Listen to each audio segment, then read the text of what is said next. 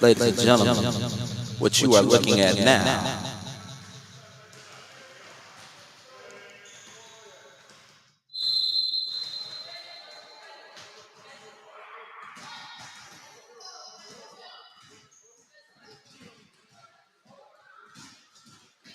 Ladies and gentlemen, what you are looking at now is the future being trained up. We are reporting live from the Larry Hughes Basketball Academy. It's the last Wednesday of the month, baby. So you know what it is. It's the man cave, and you know the voice. Soon you'll know the face.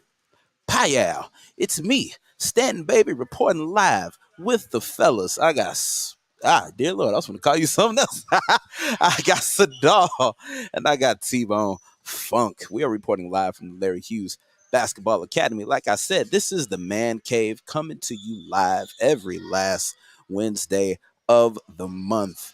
Before we get the show started, I would like to bring on our other host. You don't see him here, but you'll see him soon. Ladies and gentlemen, please welcome Mr. Craig Black. What up, family? Y'all looking good. LA's got a nice facility out there. I like that. Who is Big Bert? We gonna talk about that. Who is hashtag Big Bert? That's my big brother, man. It's his fourth year anniversary of his passing, man. So okay, paying homage on 10/26 of my big brother, man. That's what that is. Yes, man. Sir. Shout out to Big Bert. Yeah, Big Bert, man. Big Bert. Rest in power, baby. But y'all looking good, man. Larry Hughes got a nice facility out there, man. That's really nice. It is nice. It's really nice out here. LH. Wish you were here, man. We got to get you in for one of these shows, man. The last of the month. Man, I gotta get somebody to fly me out, man. What's going on? Super producer, Mr. Smoooth Productions. Yeah. Smooth flight. I was just about to say, Craig trying to get flued out here. Okay. City boys up one. Oh man. So yeah, we are at the Larry Hughes Basketball Academy. Like I've said 385 times, and I'm gonna keep saying it. Real quick before we get the show started, since we've got Craig on here, I want to take some time right now to acknowledge the tragedy of a couple days ago on Monday at Central Visual and Performing Arts Academy. 2 lives were lost to a senseless and unnecessary act. So right now, we just want to take this time to send our condolences to the families of the victims who lost their lives, and then to the families of the students who had to experience something that horrific. It is very traumatic. We are praying for you all, and we wish that you can find a way back to the normal way of life that you knew after experiencing this tragedy. So our thoughts and prayers and condolences go out to the victims and their families. So I just wanted to make sure that we acknowledge that. That's real. Fellas, how you doing? What's going on, Sadar? How you feeling, brother? What's going on with you? Hey, I'm feeling great, man. Feeling great? Yeah. Feeling great? You want to tell them why? No, we're going to wait. We're going to wait. What's up, T-Bone? How you feeling, brother? Oh, it's been a week. Yeah. Lots of things have happened. I've been in different states over the past 24 hours. I was in Orlando, Florida. Now here I am back here in St. Louis, right back again. So I had to make sure I had a quick turnaround to make sure I was back here in time for the man cave. You know what I'm saying? Yeah, I don't want to talk about my flight experiences. Oh, boy. Had a flight that was delayed 3 times. Anywho. Oh. All right. Oh. That's rough. Well, you know what?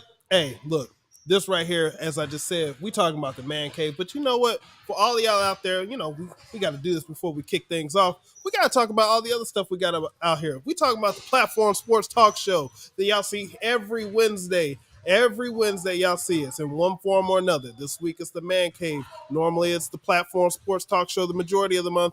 And, you can see us on the Roku if y'all want to watch on TV. Or you can go to Hot 365 Radio because it's always hot out there. You can hear us.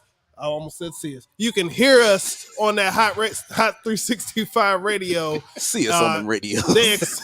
They extended our time out there. So hey, if we go long, we go late, they still here for us because apparently we pull in the ratings. All right, we pulling in the ratings. But you know what? Hey, look, we also want to talk about the different brands. I talked about the Platform Sports Talk Show. Yeah. I talked about the Man Cave. Yeah. But hey, what about the first Wednesday of the month? I think that's like next week. The first Wednesday of the month is Ladies' Night. And you know what? we got a new panelist out there. We do. Coach Willis. Mm-hmm. We want to hear from her. We want to hear what she's got to say when she comes out next week. So make sure that you tune in live every Wednesday night to check out the Platform Sports Talk Show, Ladies Night, the Man Cave. We here, and make sure you follow us on all those social medias out there. Yep. All of them. All of them.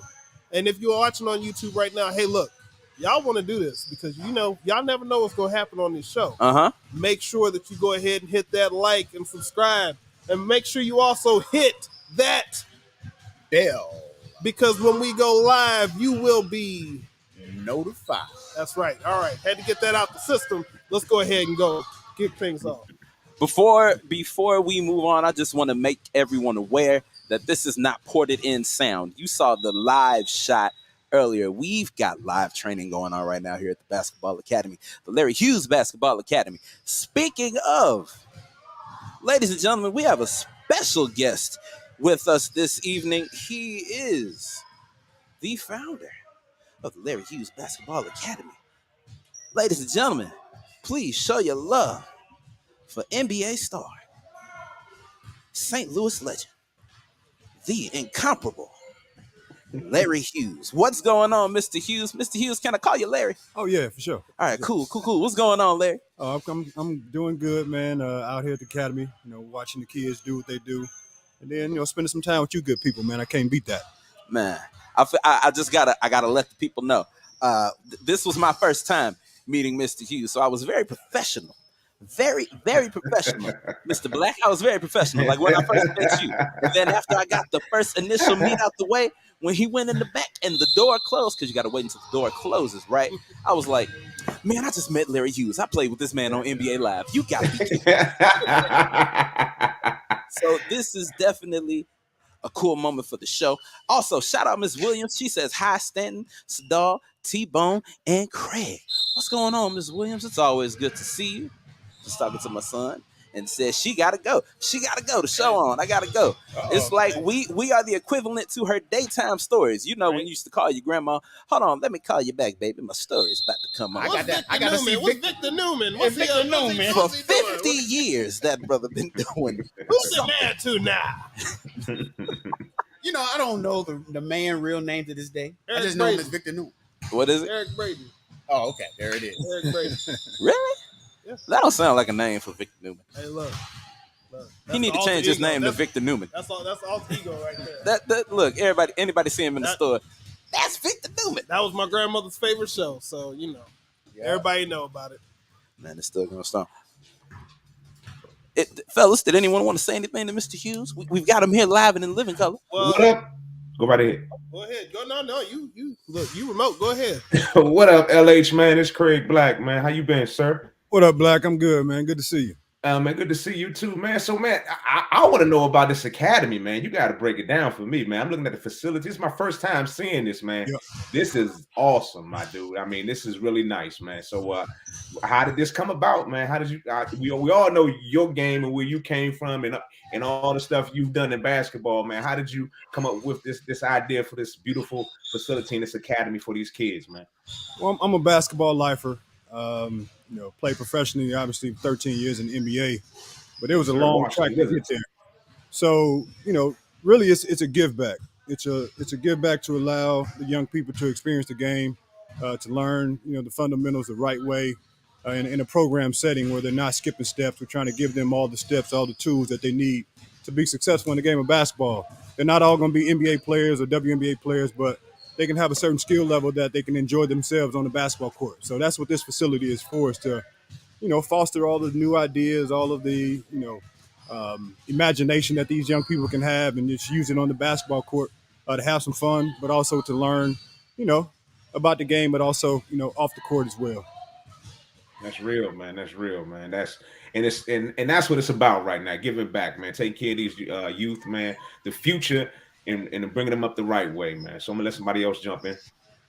So you asked the question earlier about if any of us have any young ones out there. Well, I have an active 3-year-old right now, so I'm trying to figure out how soon can we get them started, into specifically basketball, but just in sports in general. Like, what do you think?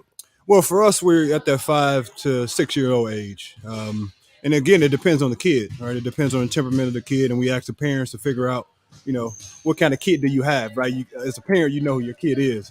But we want to work with them as young as possible because that's where they get the knowledge. That's, give them the foundation and the fundamentals to, that they can take along their journey. So the earlier we can get them, as long as they can handle it. I mean, we go through some 30-minute sessions, some 45-minute sessions just to make sure that, it doesn't get too much for the young kids. But starting them early is where it's at. I mean, I started playing organized basketball when I was 12.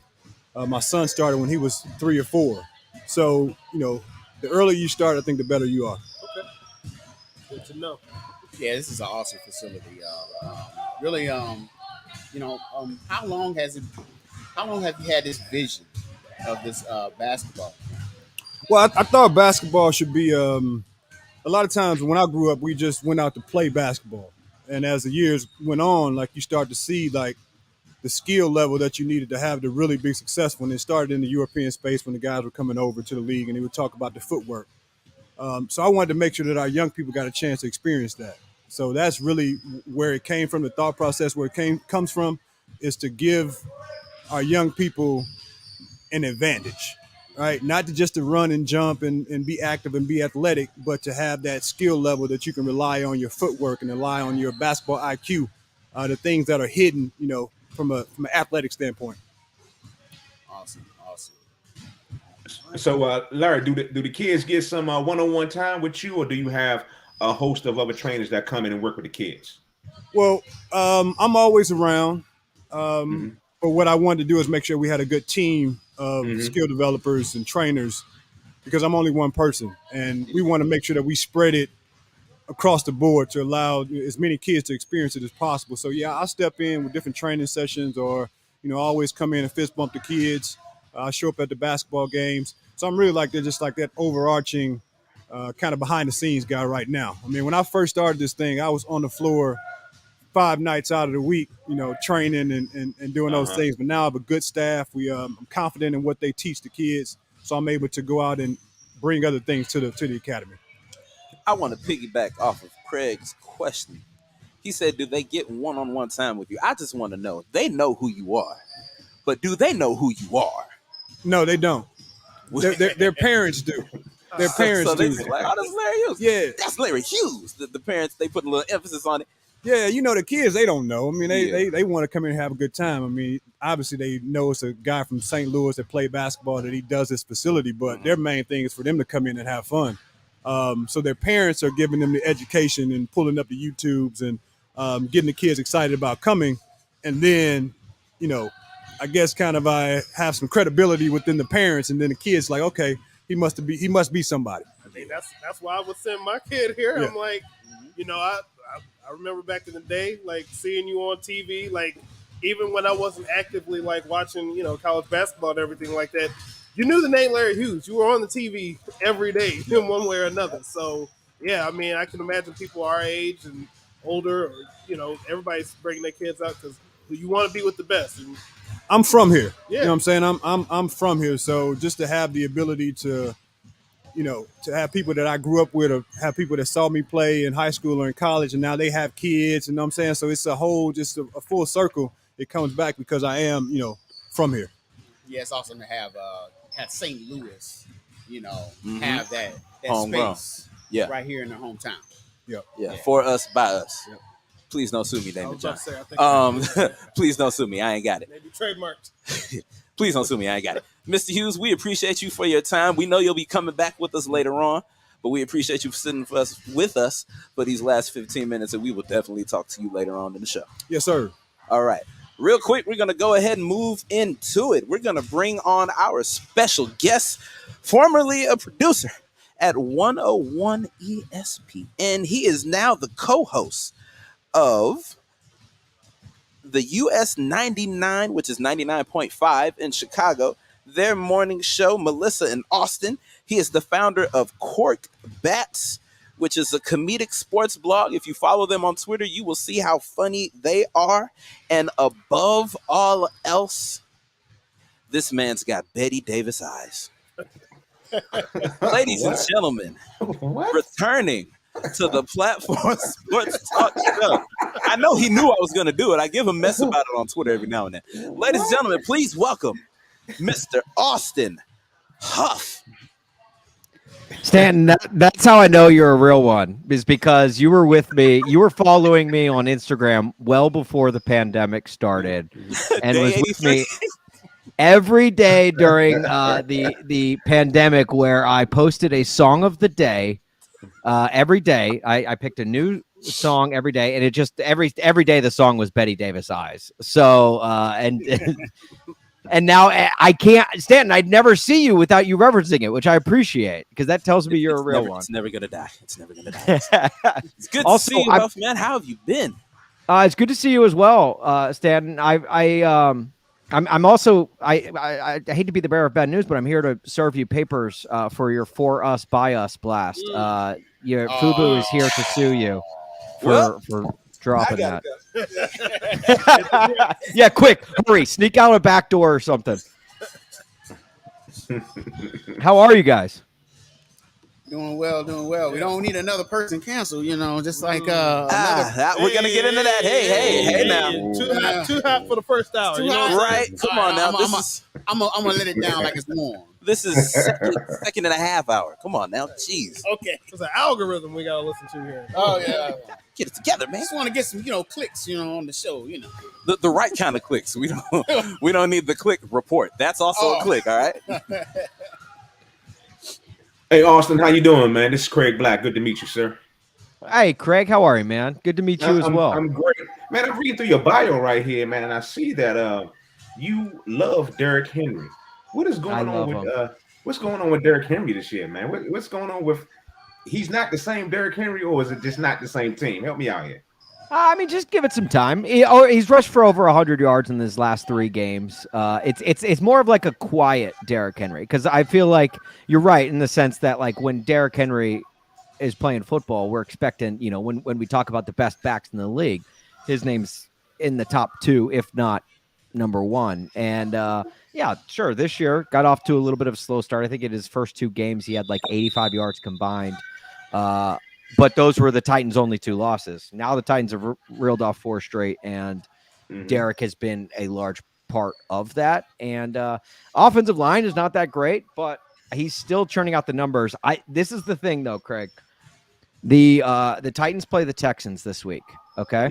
In Derrick Henry's last 3 games against the Texans, he has rushed for 211, 212, and 250 yards in those games, averaging over 7.5 yards per clip.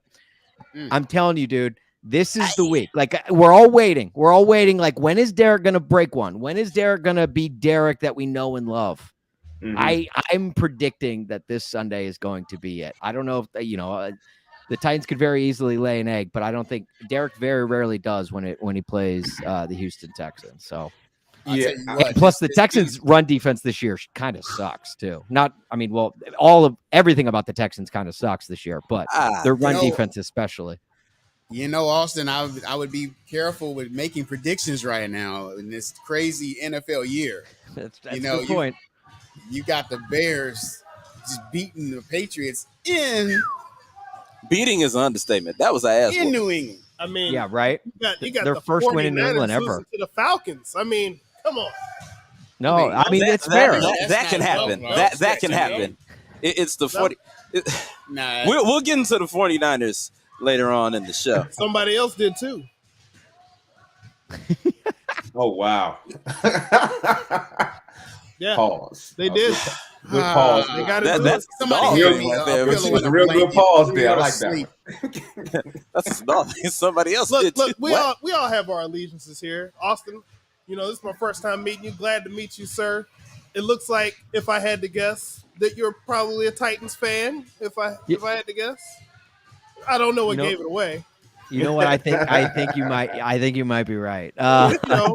We've got our respective Rams fans. Thank you, sir. Whatever state and city that they're in this year.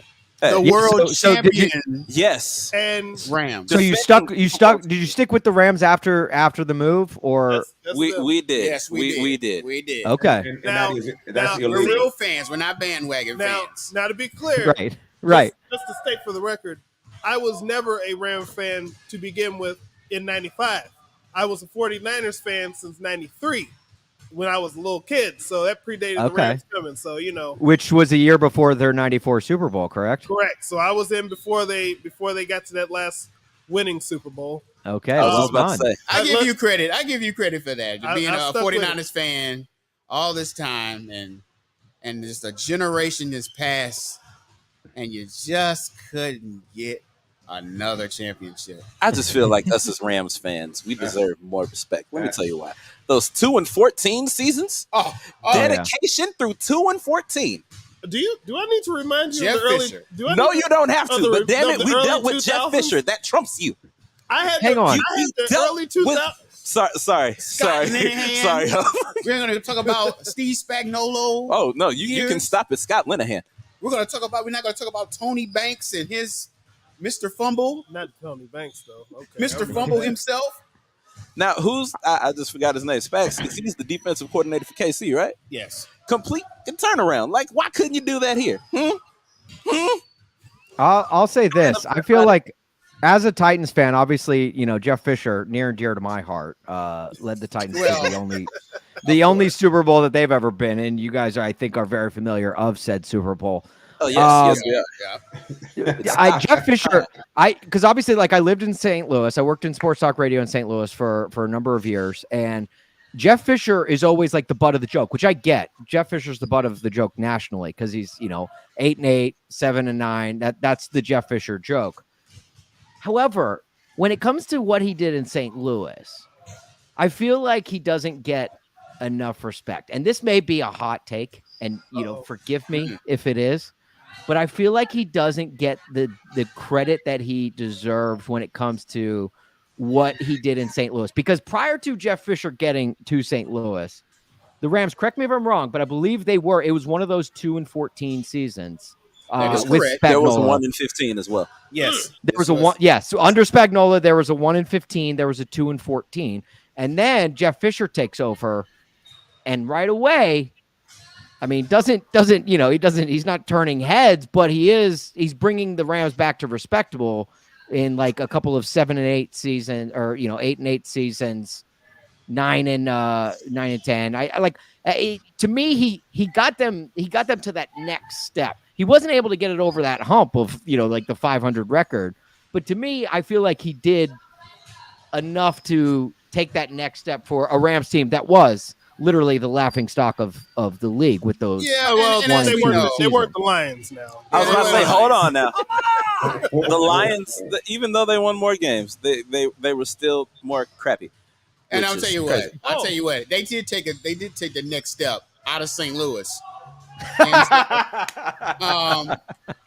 but any rate, that was a large step. It was a large step. They went home. The point of it all is I've been there.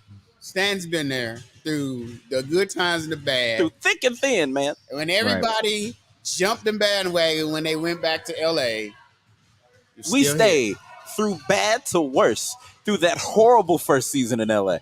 It was all right, well. Oh, yeah, that was a bad year. Yeah. And then that was the year Fisher was fired, right? Their first year in LA. Only made it 1 year. And you call the hump being the 500 season. I simply call that hump Charlie Whitehurst in the Seattle Seahawks, because that's what it was. Every week 17, it was against Seattle. In Seattle, the NFL secretly had an agenda against us. They didn't want us to be a 500 team, so they always sent us to Seattle, to one of the loudest freaking stadiums in the NFL. You can't hear the play calls, but they can. They used to. Right. It's like Batman around bats. Well, at least they sent you to Seattle when it's cold and the claps are muffled by the mittens, it's a lot. It's not as loud as it possibly can be. To me, Austin, you don't want to go to Seattle in the summertime. Mittens, the claps. We gonna right. Really? They didn't wear mittens. Football fans don't wear mittens. They're outside risking hypothermia and frostbite. They don't care. No, they're shirtless in Green Bay, and it's 3 feet of snow. I am not above a pair of mittens. Not at all. When I went to that 49ers game in December, right? I found everything I could. Not knowing exactly how weather worked, You know, I'm out there. I'm out there in San Francisco thinking it's California. How cold could it be? Oh no, It it gets was cold. cold. It gets cold. It was pretty cold. When that sun goes down in California, ooh, It was that's a day bad. game. It was a day game. And I was like, y'all got any gloves, wraps? Any players, got any gauze? Y'all got some space heaters? Well, Austin, we've been talking about a lot of irrelevant teams lately. So let's talk about the most important, the most exciting, the most dynamic organization Do we need to say it? across this NFL. You're talking about the Philadelphia Eagles. Austin, That's what we're let's talking talk about these Washington Commanders, Austin. Let's talk about this The Commodores. This team. The Commanders. The most exciting team in sports entertainment today. Yeah. I'm sorry. Hey, Look. without my Washington Commanders and dumb Danny Boy, y'all would have nothing to talk about. That's no. You know what, Craig? It would be no excitement right now in the NFL without dumb Danny. So Craig, go right ahead, Austin. Craig, I used to for a number of years I worked for Jim Rome. I was a producer on his show, and he always had a line where he said, "Look, I don't root for teams. The only team I root for is team content." And let me just say that the organization wearing the C, the captain of team content, is quite possibly the Washington Commandskins football There you team. go. There you go. Is there you go. There you go, sir. They will provide you content for days. So for me, a guy who lives and breathes content from the sports world, I love Washington. It's never a dull moment with my Never. Commanders. You know, I'm a diehard fan, man. You know, it's crazy, and I take a lot of stuff from a lot of people, man. It's hard being a Washington Commanders fan, a Redskin back, and it's just right. They're just terrible. The organization is just terrible, Well, and it starts at the top. I would say that it starts at the top. It's all about Daniel Snyder.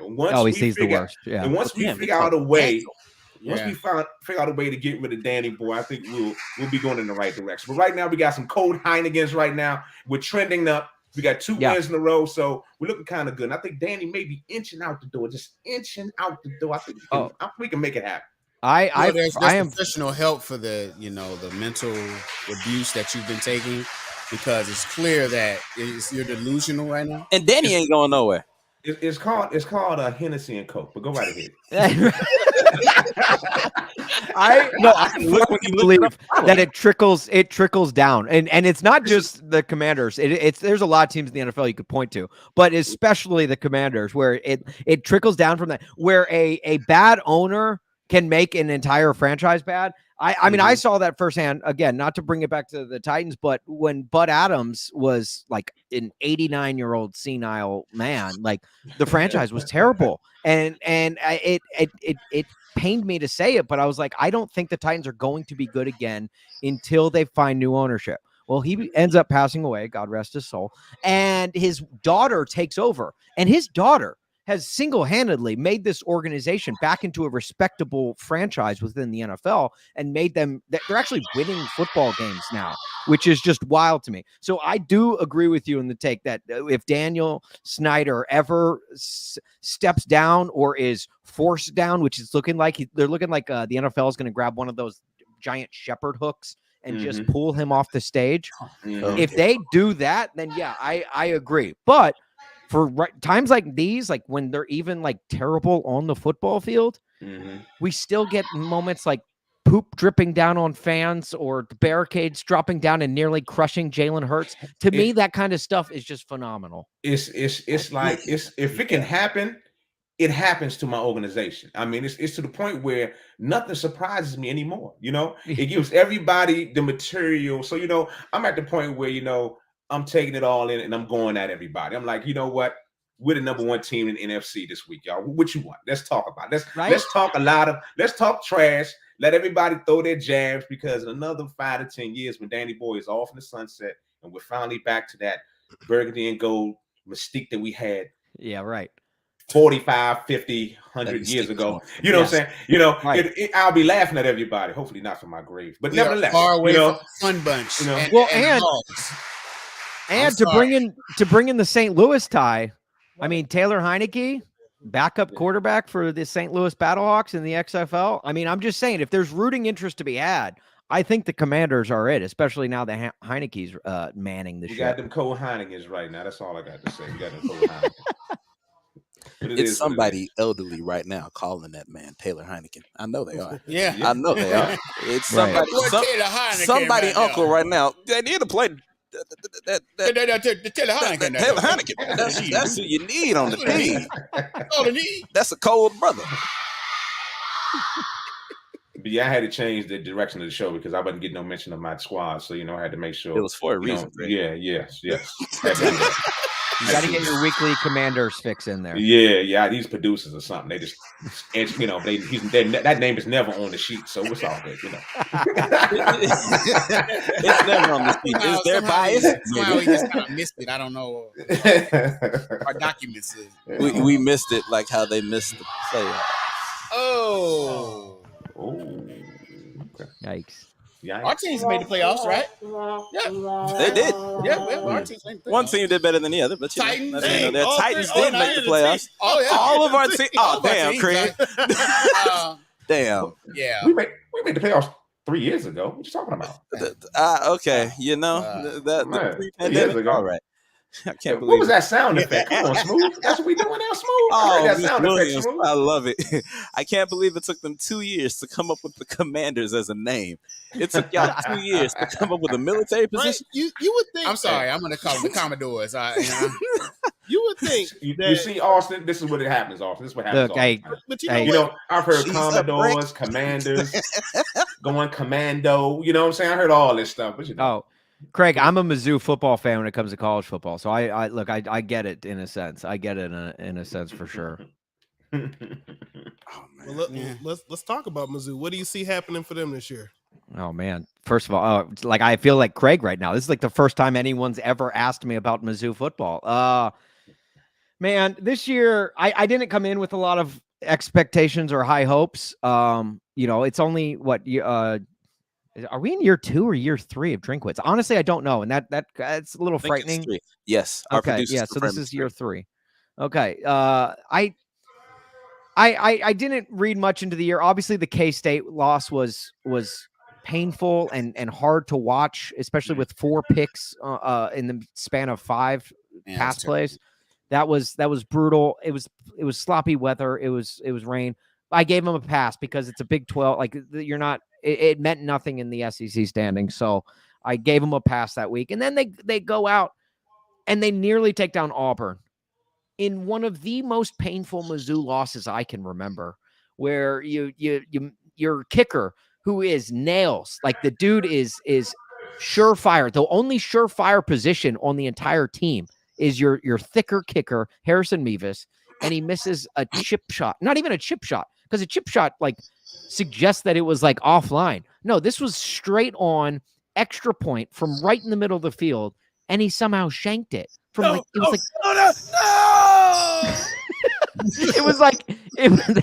was exactly me watching the game. I don't know how you guys got that audio, but that was me. And it was one of those things where it's like if a field goal is 20 yards, this was somehow a 4-yard field goal. He was inside the end zone kicking this thing, misses that. And then in overtime, they nearly get the interception. It gets overturned. Then they set Auburn up for a field goal. Auburn misses the field goal. But what happened? Mizzou was offsides. So then they get another chance at the field goal. And sure enough, Auburn makes that field goal. Okay, all right. You held him to a field goal. Mizzou gets the ball in the second half of overtime. First or second play on offense, you get a run around the edge. Oh my gosh, he's got daylight. He's got the sideline. He's running in for a touchdown. Gets kind of knocked out of bounds around the 4-yard line.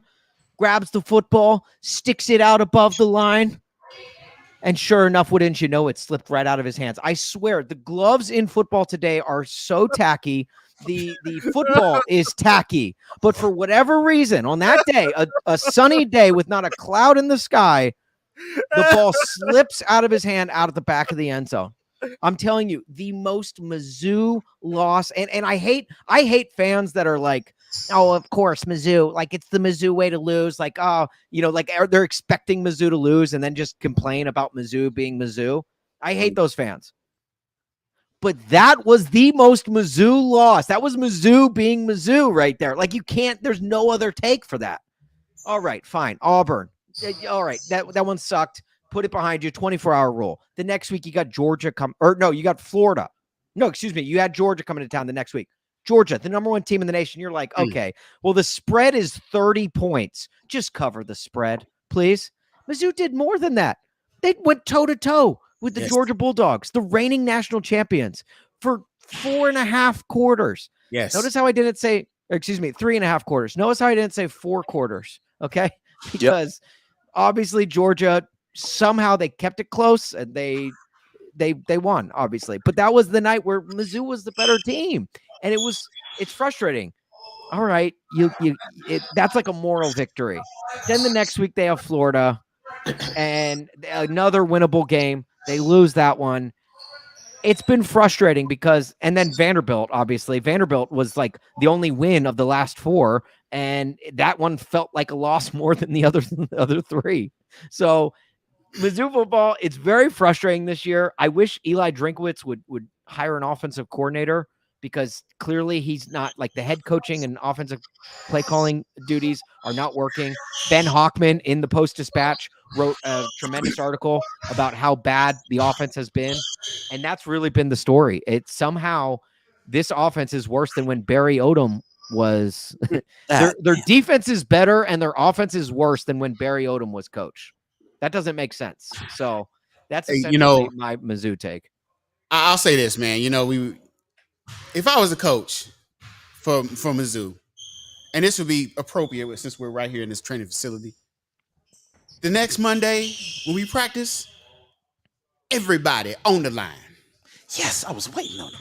Right? Just on the line. Right? Yeah. Just go, Just what run. is it? Is it The Rock and like Junction Gang or Gridiron Gang or something, whatever that movie is? Yeah. Yeah, we doing bear calls. None of y'all Not bear crawls. on the line. You gonna make 'em do Everybody crab on the walks- line. crab Bear walks crawl. too? We Boom. running 10 Yeah. straight 40-yard dashes. You gonna make them do duck walks? Yup. Duck walk Oh man, on the line. I feel like Crab I'm in high walk, school. too. I feel like I'm in high school. It's just again. just a team effort of losing. The man. barrel rolls. Barrel rolls, That yeah. too. Army crawl. The snake run where you have to go run down the That length of the too. field, then 5 yards, then down the length of the other 100 field. yards each way. That's one. Yeah. Yeah, no, Damn, I'm that's look, one? I'm all for getting Mizzou in shape. That's so Man, I'm with you. it's like, man, it's terrible. I don't have those walls. I'm an Oregon fan. I'm sorry. I noticed early on. I'm an Oregon fan. Stanton, how did you become an Oregon fan? Let me tell you something. This has been since the LaMichael You just like James you days. flipped on the TV and they have cool uniforms. That was No. Since Chip Kelly and LaMichael James, I would watch those games. They were just dominating the teams on offense and then kicking ass on defense. That was a beautiful time in Oregon. They haven't really gotten back to that. They haven't like fallen off, but it hasn't been. It's been great to watch, but it hasn't been Chip Kelly, LaMichael James type thing. Like they're getting there. They're getting back to those days. Green and gold is contagious. So Just the fact that you brought up LaMichael James, Yep. just proves that you're a real fan. Yep. LaMichael. Wait, James. hang on. I'm going the opposite way. For Stan, for as much of a non-bandwagon fan as you are with your St. Louis Rams, Los Angeles Rams fandom, which I commend you for. Mm-hmm. Hopping on to the Oregon Ducks when they had LaMichael James is probably the most bandwagon move you could possibly pull. I'll take it, Austin.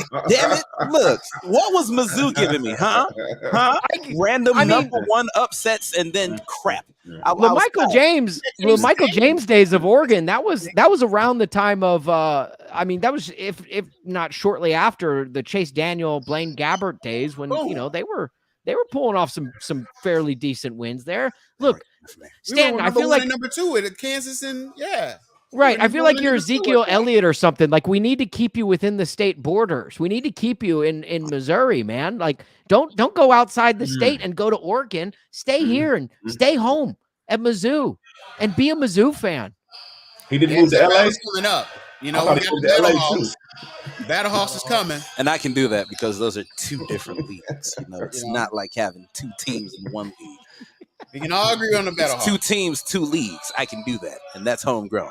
It's allowed. It's in the rule book. I wrote it. I read it. Watch. No, but if the DC Defenders go on like a tear in the first season of the XFL, you can bet Stanton's gonna hop on that team. Oh no, I absolutely No, not. that'd be Craig. Absolutely not. That's Craig. Craig is probably going to build the bandwagon. Honestly, Yeah.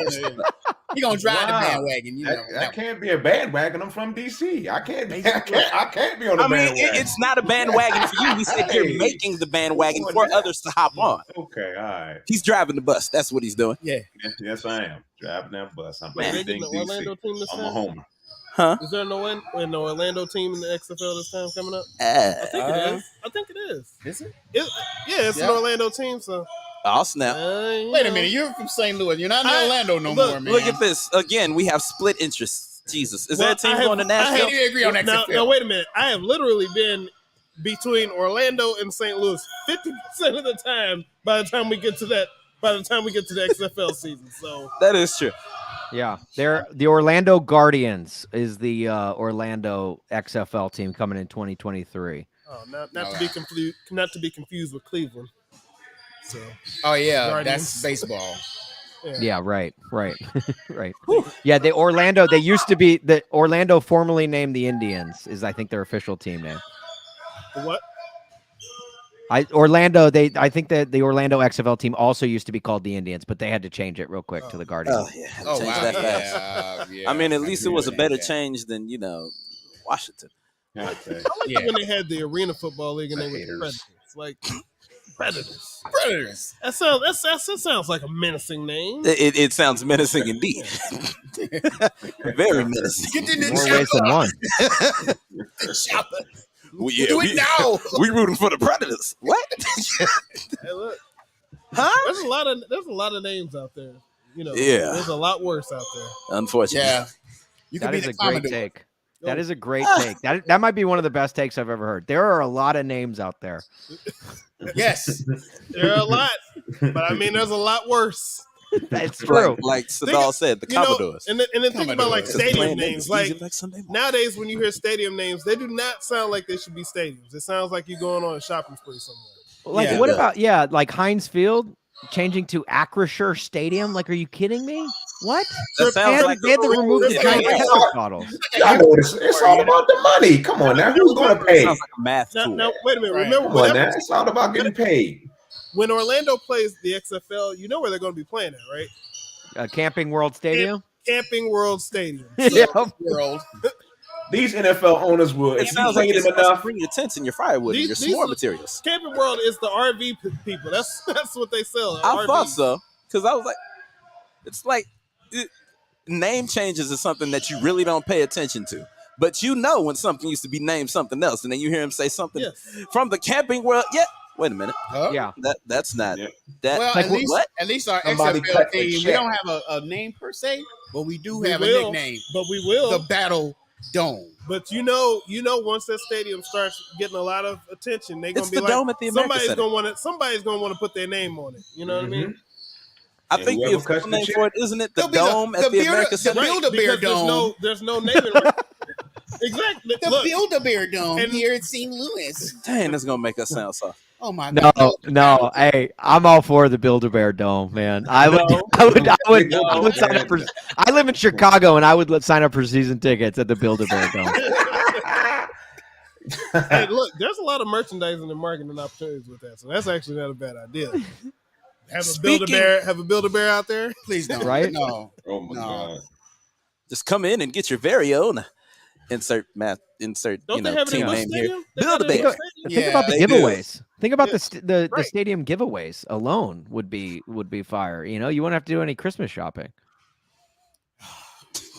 Battle Dome, guys. Just every year. Battle What's for Dome. Christmas, Dad? Just remember It's that. your very own XFL. Yeah, it's another Battle Hawks teddy bear. It's gonna be the Betty Davis eyes of Christmas. Nice. Nice. All back.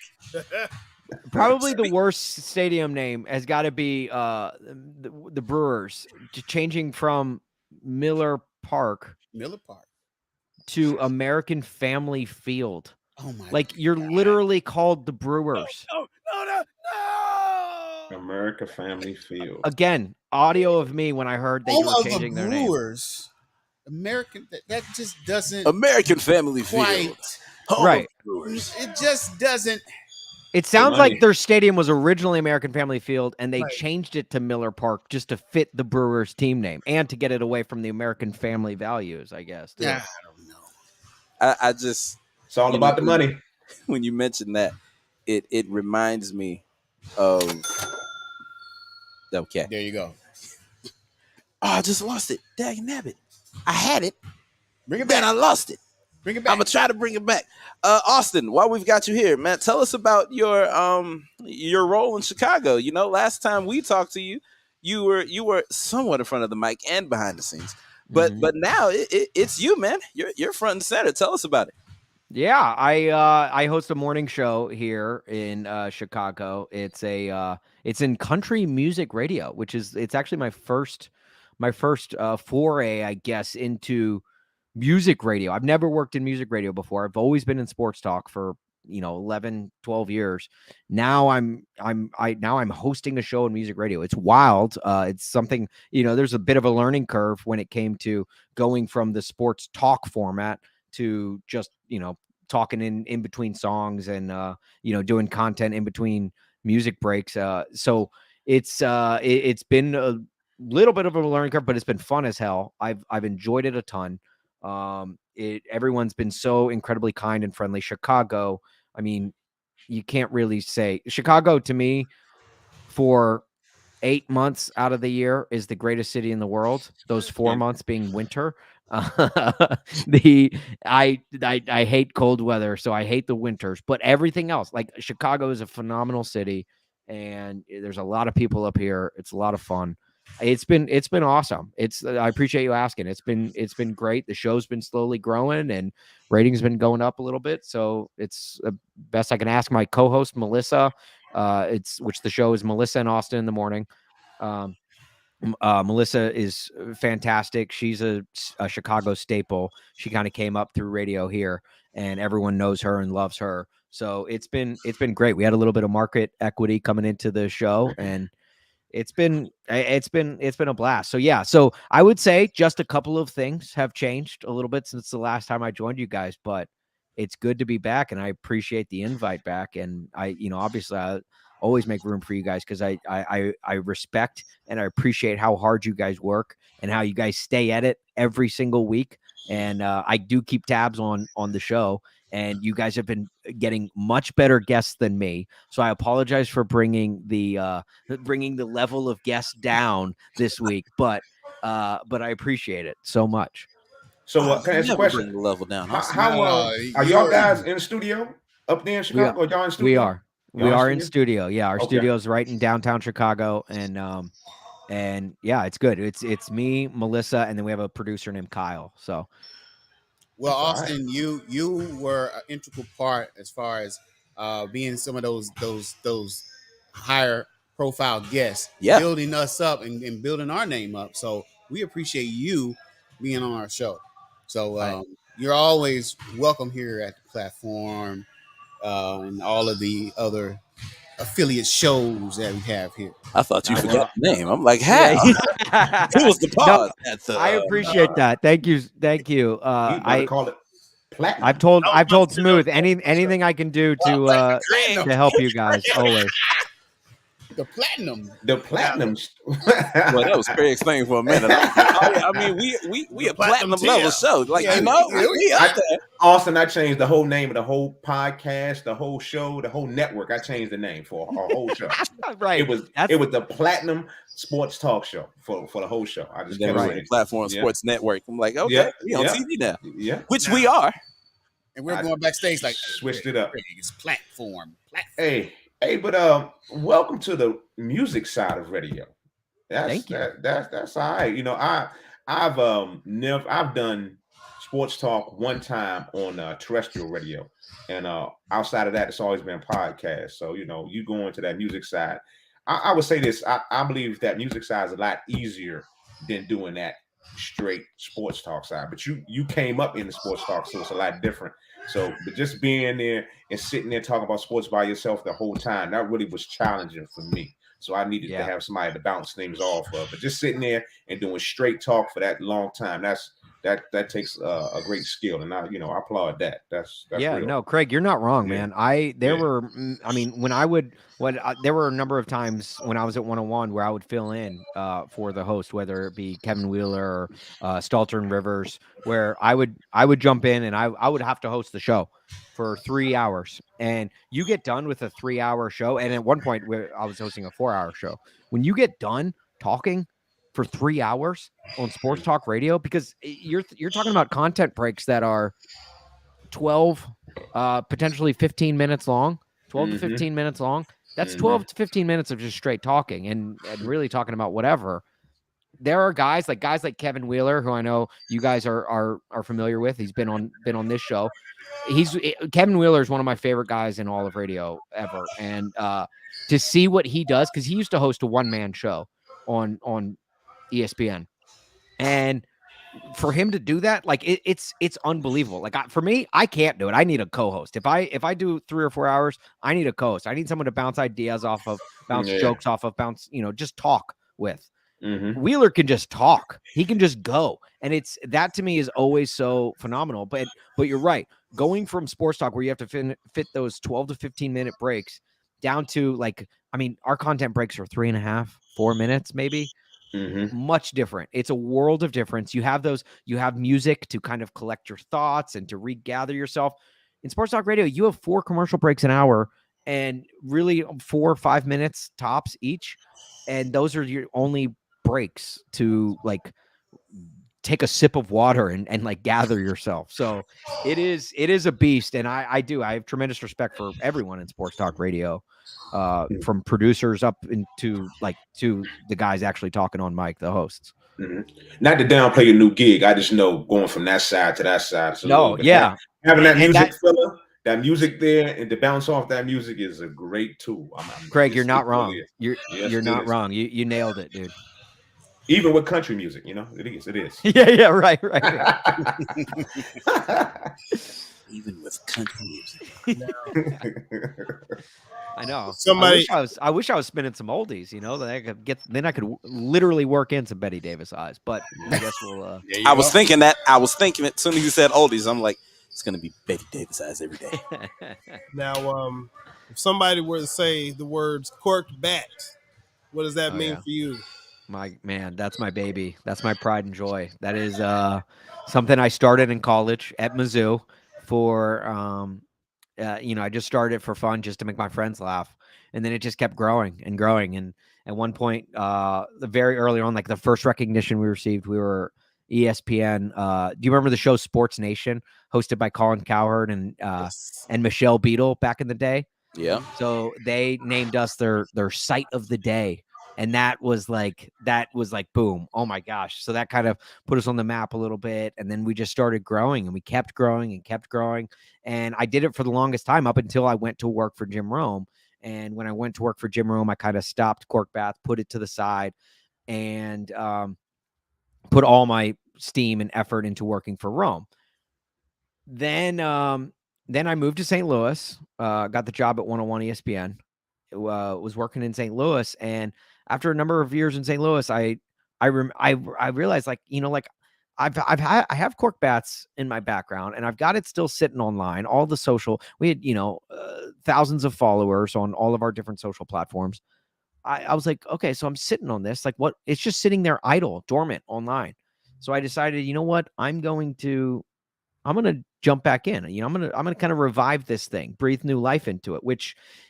If you leave anything online, you guys know, obviously, you work in the digital space with this show and everything. If you leave anything online idle, it will, for even a month, it will die.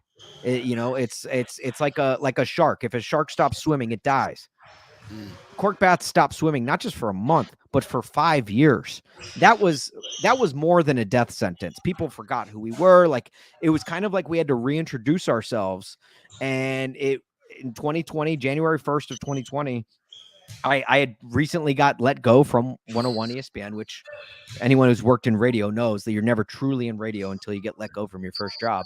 That was I was let go. That was your first time getting fired? It was actually my second. I didn't want to admit that, but yeah.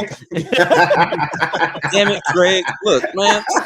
No, I mean, Greg gets it. Like, it's like, look, he's like, you went that long into your radio career without getting fired? No. That was my second time getting fired. Like the man said, you haven't been in radio until you've been fired. I mean, right? Like, right. It's literally, it's a rite of passage. There you go. Yes, it is. Yes, it is. You don't keep a job too long in radio, but go right ahead. Right. No, I got let go, and then like a month later, I was like, I started to blog and I started to do a little bit of in Korked Bats, and then it was January 1st of 2020. I was talking with my wife and a buddy of mine, and I was like, you know what, I think I'm just gonna go all in with Korked Bats. I'm gonna try and grow this thing, make it a job. And so I literally made it it wasn't obviously paying at the time, and so I just made it my job, and I just put. Every day I would wake up and I'd work on Korked Bats every day, wake up, work on Korked Bats. And I tried to make it funny, unique content. Well, as you all know, 2020 was a pivotal time. If you're going to revive a sports blog, I suggest not doing it 3 months before a global pandemic hits, it's us all, because sports ceased to exist by March of that year. And it was tough, but I also viewed it as a positive for us, because I love sports with all my heart, but I also love movies. I also love music. There are other things that I love, and I think that's kind of what made me different in the sports talk world. Was I love pop culture. I love I'm not just the X's and O's sports guy. To me, honestly, that part of sports is very boring. I like to talk hit sports from a very fun, never take yourself too seriously approach. And so I was like, you know what? This pandemic, I think is going to be, it's not going to be a challenge for us. We're going to shine through this and show people how we don't necessarily need sports. When all my friends in sports talk radio were like sweating hard and like wondering like, what the hell are we going to do? What are we going to do? What are we going to talk about? I was like, okay, no, I got this. This is easy for me. So I continued to grow. And by early 2021, I was still planning on doing Korked Bats full time and building it into a fully sustainable business. That's when US 99 called me and said, hey, we got this opening for a job. Would you want it? And I was done with radio. I was like, I'm not getting back in radio. US 99 called, and I'm not going to turn down a radio job in Chicago. So I obviously took it, and they said, hey, we'll let you do Korked Bats on the side while you do this job. And that to me was huge. That was a huge selling point for this job that I have now, because Korked Bats, like I said, it's my baby, and I want to continue to grow it and continue to, make funny content online. And we've been doing that ever since, and it's been a fun ride. So anyone who likes sports but doesn't take it as seriously as most people do, then I highly suggest following at Korked Bats, Korked spelled with a K, of course, because we're not that great at spelling. Now, that's the crazy thing about radio nowadays. You saying that about them letting you do your Korked Bats thing on the side. Because back in the day with radio, they would not allow anything on the side to fit with their radio game. Now they're embracing everything. They're trying to bring everything into radio. They want your content. I guess it's just funny to see it now, how they actually are begging personalities and talent to actually do more on the side. Right. Well, and if you think about it, it's smart, because it's like a high tide rises all ships, right? If Korked Bats grows, then I grow with it, then the show grows. Or if the show grows, then I grow with it, then Korked Bats grows. Like, it's like, to me, it's like anything I put my hand in, I'm gonna go at it 100%. I'm gonna try give it my all. And so if you don't want me dappling in other areas, why not? Like it only does better for the show, because people will hear of Korked Bats, then they'll potentially hear of me, and then they'll say, oh, he also hosts a morning show in Chicago. I gotta check that out. So I honestly, I don't know why more companies do it, but you're right, Craig. Like there's not There's not. It used to be a big no. It used to be like, no, don't, Right. no. You can't be somewhere else except for on my radio. You know, it was crazy. Right. So just to see the transition, it was kind of interesting to me. You know. Yeah. No, you're Yeah. 100% right. I'm looking here and I see one thing that I think was funny. Live and Let Die. Looks like you have your bets on here. Will Jimmy G either win the game or have a pass of 49 yards? Y'all trying to say he can't throw? Why is everybody saying? You saw the game. No, so that is. So we just launched a podcast this year called Doing Lines. Yep. And it's a podcast where comedians come up with fake lines for sports, and they're all about sports and the sports of sports. We bring on a guest each week, and we make these fake lines, and we bet fake money on these fake lines, and then we donate all of our fake money to fake charities, anything that we win. So it's for a good cause, honestly, or a fake good cause, I guess I should say. Well, it looked like all y'all were winners that week. So we, the Chiefs were playing the 49ers, so we were like, let's do we came up with some bet. And I was actually sticking up for your guy Jimmy G there in that episode, because people forget Jimmy G connects on a 49-yard pass late in Super Bowl 56, was it? LIV 54, late in Super Bowl 54. If he connects on that 49-yard pass, we're potentially talking about Jimmy G today as a Super Bowl winning quarterback. And we're probably talking about him in a much different vein. So I brought that up on the podcast, and I said, look, Jimmy G, he's like one deep ball connection away from being talked about much differently. Okay. So, and with that, so obviously we said the bet was, does Jimmy G either A, win the game against the Chiefs, or B, connect on a 59-yard pass or longer? And he did neither of the two. So I apologize. Well, that's okay. But anyway, for everybody out there listening, we are watching The Man Cave. We're a little bit behind on this. We're talking about The Man Cave this week. And you know what? Hey, all of y'all out there, if y'all watching right now, look, this is part of the Platform Sports Talk Show that y'all see weekly. Like I said, this is the Man Cave week. Some of y'all can see us out there on Roku. Maybe some of y'all listening. That's right, listening on Hot 365 Radio. It's always hot out there. Make sure that you, whatever. I don't know if they can like or follow it on there, but, please do. And, hey, look, this week is the Man Cave. Next week, we got Ladies Night, the first Wednesday of the month. We got a new panelist out there coming out next week. If y'all don't know, check us out on social media. See what I did there? I don't want to name names. I want y'all to go out to social media. And when you go out to social media, hit those likes, subscribes. That's right, 314 Sports Talk Show on Twitter, the Platform Sports Talk Show on Facebook. Hey, the at Platform Sports Talk Show or at Platform Sports Talk on Instagram. And hey, if y'all want to see somebody out here, earlier we just had Larry Hughes, who's been here, and maybe he'll be back in a little bit. Y'all don't know. We got Larry Hughes, who's been here. Maybe y'all want to see somebody else come out here. Send us an email. Let us know who y'all want to hear. But make sure that if you're watching on YouTube, this is the most important. If you ain't heard nothing else I say today, the most important thing. If you are watching on YouTube, please go ahead and hit that like. Go ahead and subscribe. And when you subscribe, go ahead and hit that bell. That's right, because when we go live, you will be notified. That's right. All right, let's go. I just want to shout out our producers. Just letting T-Bone fall like that. He was like, maybe he'll be back. We don't know. What was the next cut? Larry Hughes. All right. Well, that was the point. Y'all don't know. He didn't even leave an element. He was like, I ain't even gonna let y'all think about it. Pow. It's like, dang. But don't leave a man hanging like that, man. Come on, man. Ladies and gentlemen, as you can see, we've got Larry Hughes back on the show with us. Welcome, sir. We're gonna dive into these topics, man. First topic. Let's go ahead and talk about this NFL season. This unpredictable NFL season. I ain't upset about it. But anytime where Tom Brady is 3-4. Oh, lovely. It's lovely, but it's ludicrous. It's wild. That's not expected from Tom Brady.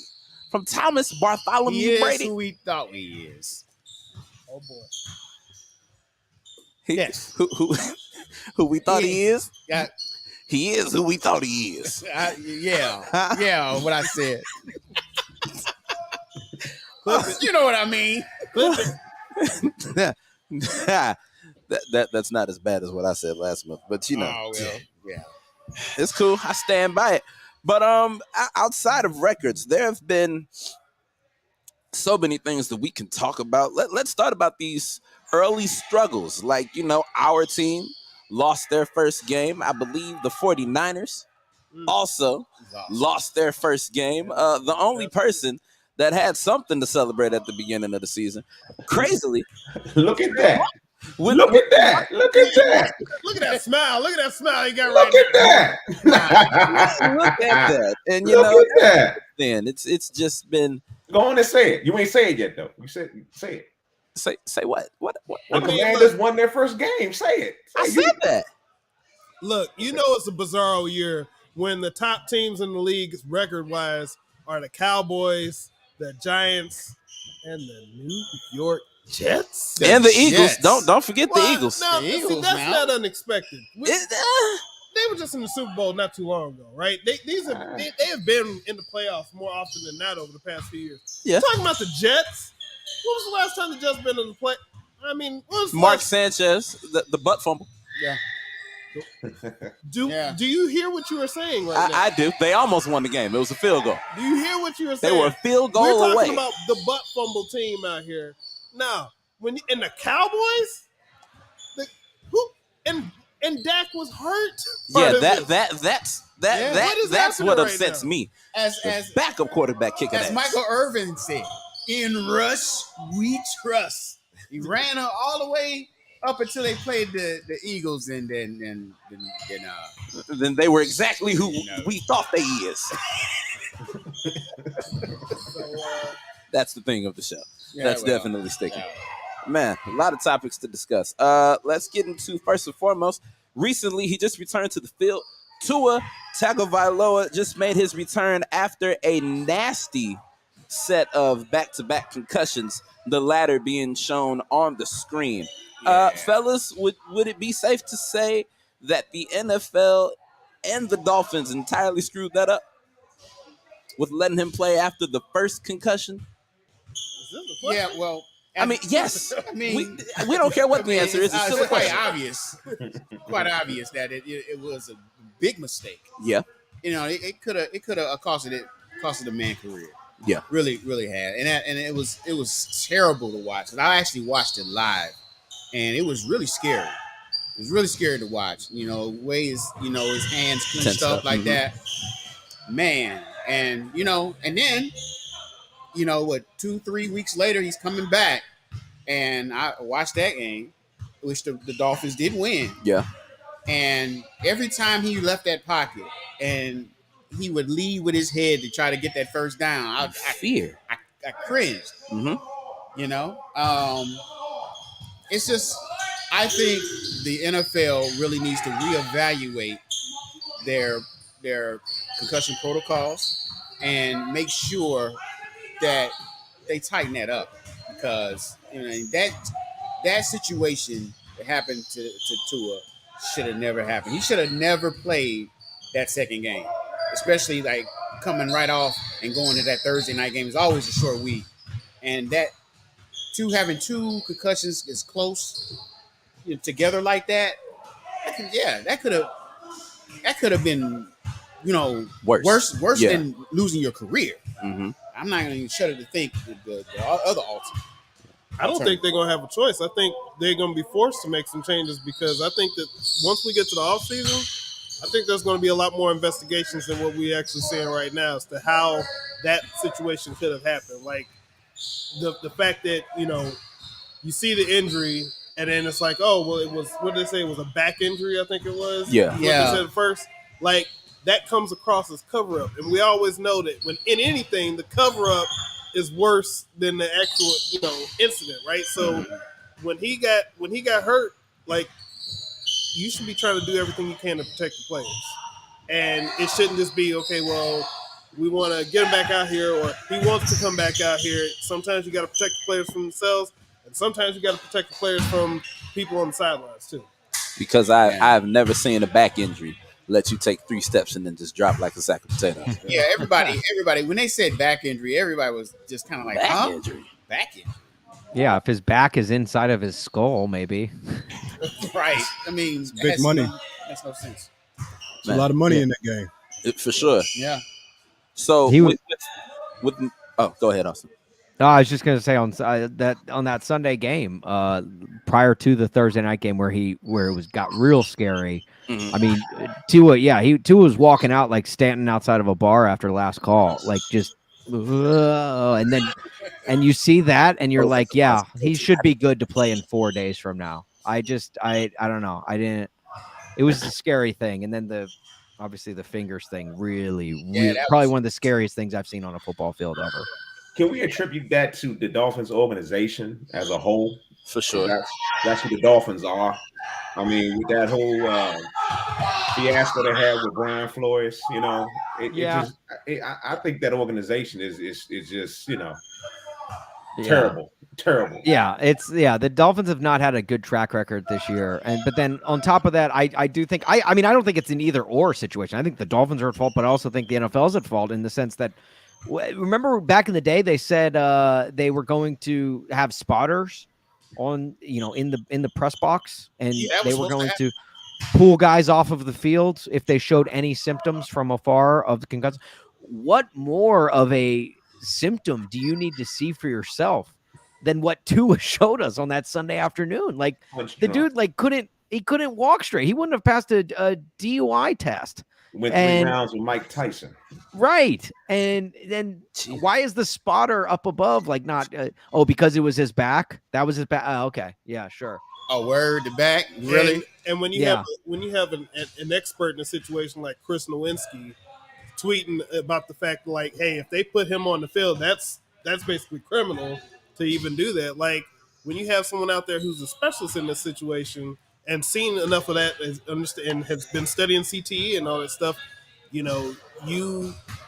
it really looks bad overall. So I think that there's going to be large scale investigations that wind up taking place, and not just one, but like I'm pretty sure they're going to be going across the league just to make sure that never happens again. Because no fan wants to see that, especially when you're talking about parents. Like here we are at this fantastic basketball facility, Larry Hughes Basketball Academy. That's right. So when you think about it, like you got parents out here who have kids who are wanting to learn to play the game. They're not going to want to send their kids to play, to even invest the time to go into that if the end game is getting to the NFL, if that's what they think is going to happen. Because nobody wants to see their kid in that situation. Nobody wants to see that happen to their friends. So I just think that that's one of these things that's going to, it's not going to help the NFL's reputation. They've been trying to fix. Now, Larry, being a former pro athlete, what are your thoughts on this, concussions and things like that? Well, I think as a professional and you in that game moment, you're probably going to try to cheat whatever tests they're going to give you so you can get back on the court or on the field. So that's why it is up to the coaches and the medical staff to make sure that you protect the player from himself. I mean, everybody saw it. I mean, that's definitely a head injury or a concussion or something that's not right. So you wouldn't put that guy back on the court. And if that's a brother, if that's an uncle, if that's a son, I mean, you're going to feel a certain way because as a professional athlete, he's not going to say no. He's going to go whenever, the bell rings. So you got to have those guys protect him from himself. Absolutely. So my question would be this, it was 2 weeks.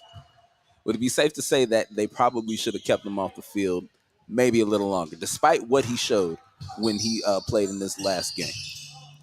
I don't really think it would matter. I mean, I think once you get past a certain point from a concussion standpoint, I mean, any hit, as soon as you take a snap, I mean, anything can happen, especially in football. I mean, that's a dangerous sport. So once that professional player says that, he's ready and he's cleared, like that's what he does. So, whether it's 2 weeks, 3 weeks, 5 weeks, if he says he's good and he get cleared, I think you got to let him, go at that point. Yeah, and I always think of this. I'm not trying to be funny, T-Bone, but I think of the hit that ended Steve Young's career. That was scary. Basically, he had to in his career because of concussions, and that last hit could have been bad. You know, if you would have, you know, see the replays of that and just thinking about that could happen. Troy Aikman too, right? Troy Aikman? Didn't he have concussion issues towards the end? I believe so. Those were the late 80s, early 90s. I mean, they all were walking around dizzy. Walk around saying any old kinds of sentences. Well, but you know what? That was back words. when they used to kind of glorify it a little bit more too. Because I remember even you remember the NFL Quarterback Club games back from like the Super Nintendo days. I remember the commercial on that. It was a player getting like knocked, and like they have the birds and everything over his head, and his eyes going everywhere. So I mean, that just used to be a thing. But you know, knowing better is knowing better. You know, they had a whole segment on ESPN called "Jack Up" of the biggest hits of the week. Right. Of course, they're not doing that. Brian Dawkins anymore. was always they don't do that anymore. Right. Dawkins was in it every time. Yep. Back in the day, they just called it. Oh, he just got his bell run. Let's put him back out there. Yeah. He just got Rub his some bell dirt run. on it. Yeah. You know, that's now it. we know better. Yeah. We know better. Yeah. It's crazy. He's got a concussion. Rub some dirt on his forehead. He'll be all right. But you would think after all the lawsuits, you would think that this would be like top priority. So I mean, look, we know that all the teams are basically independent. So I mean, it could have just been exclusive to the Dolphins. Mhm. But that's just you would think like the NFL would need to have some type of protocol in place. So if a team was found doing something wrong like that, almost in a way that team needs to be taken away from them. Because if you're the NFL, that makes the league there needs to be a fail-safe in there, because that makes the league look so bad just when something like that. Well, it's not hard to make the league look bad. I'm telling you right now. Yeah, it's really not. The NFL, At least not this league. The Players Association has to step in too. They got to play a big part in this too to make this. Well, they said change something happen, before man. it happened though, but Yeah. I don't think that they did enough. No. Yeah, they didn't said do they enough. was gonna do, investigate. They didn't do enough. No, they ain't doing enough. They did. Come on now. They're supposed to be there for the players, to protect the players on all aspects of the game. And that's not, they didn't do that at all. They didn't step up and fight for Tua. I mean, they should have made sure that Tua didn't come back for another game. I understand what you said, Larry, about him that time, but I don't think that guy should be playing for another 3 or 4 weeks the way he looked out there. I don't know. If he takes one good hit, he's going to be out for the rest of the season. His first game back, I mean, he was going for the first down. He just dove right in there with his head. Yeah. I held my breath every time. Yeah, he did. I mean, he did. Yeah, I that's don't know if crazy. he thought he was having to prove something. It's like, you don't have nothing to prove. It's instinct as an athlete. That's the instinct. You got to get that first down. You're not thinking about, let me watch my head. I mean, you say instinct, as an athlete, but as a quarterbacks for first downs, they usually, they slide for safety. Remember when the quarterbacks used to slide for safety? But Tua was never that player.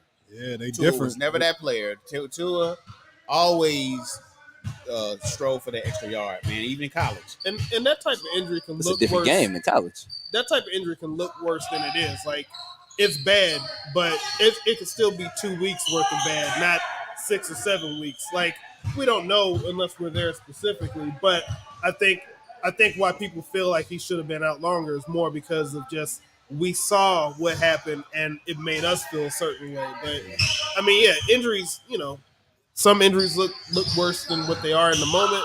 But in that moment, I think what the biggest thing is everybody knew that he had a concussion going into it. So then when he got hurt like that, what are we doing? Like, everybody pretty much stopped for a second.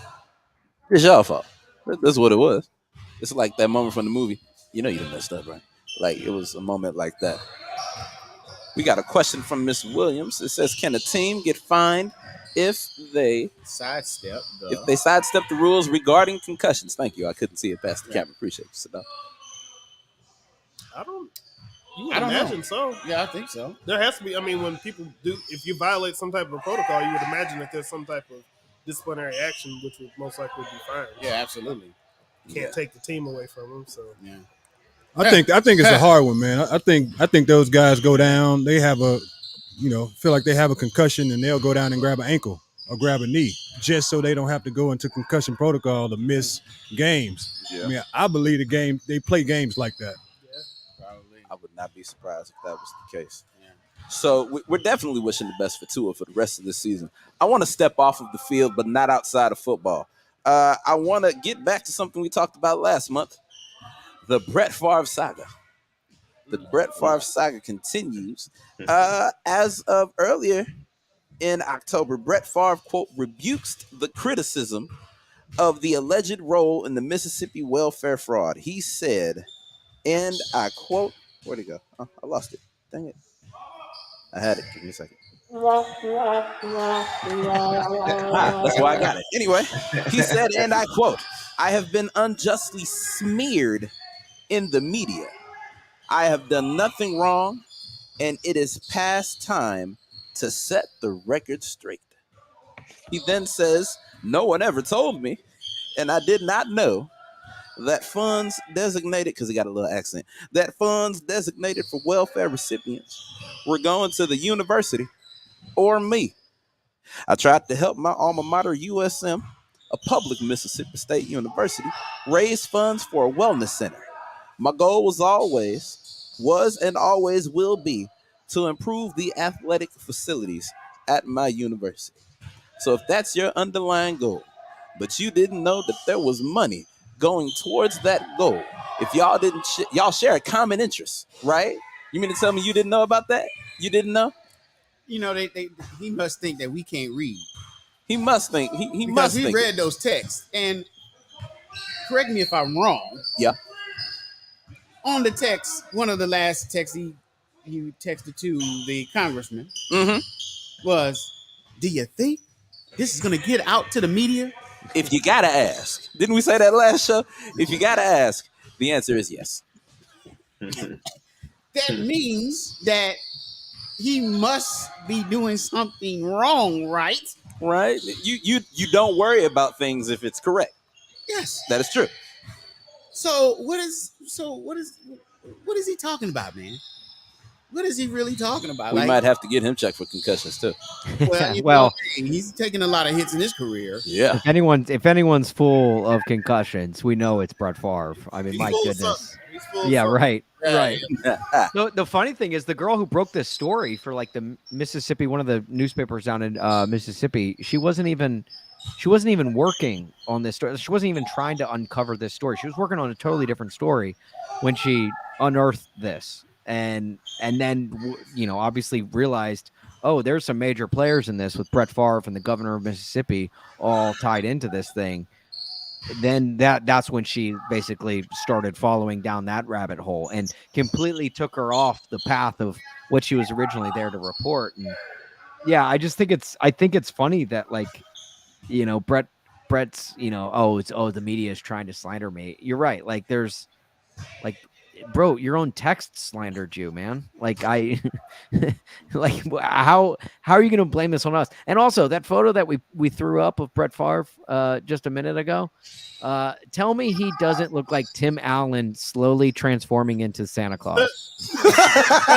Oh man. Oh, that's great. Yeah, now that you say it, I can't unsee it. Accurate. Wow. That's good. I can't unsee it now. Yeah, I can't do it.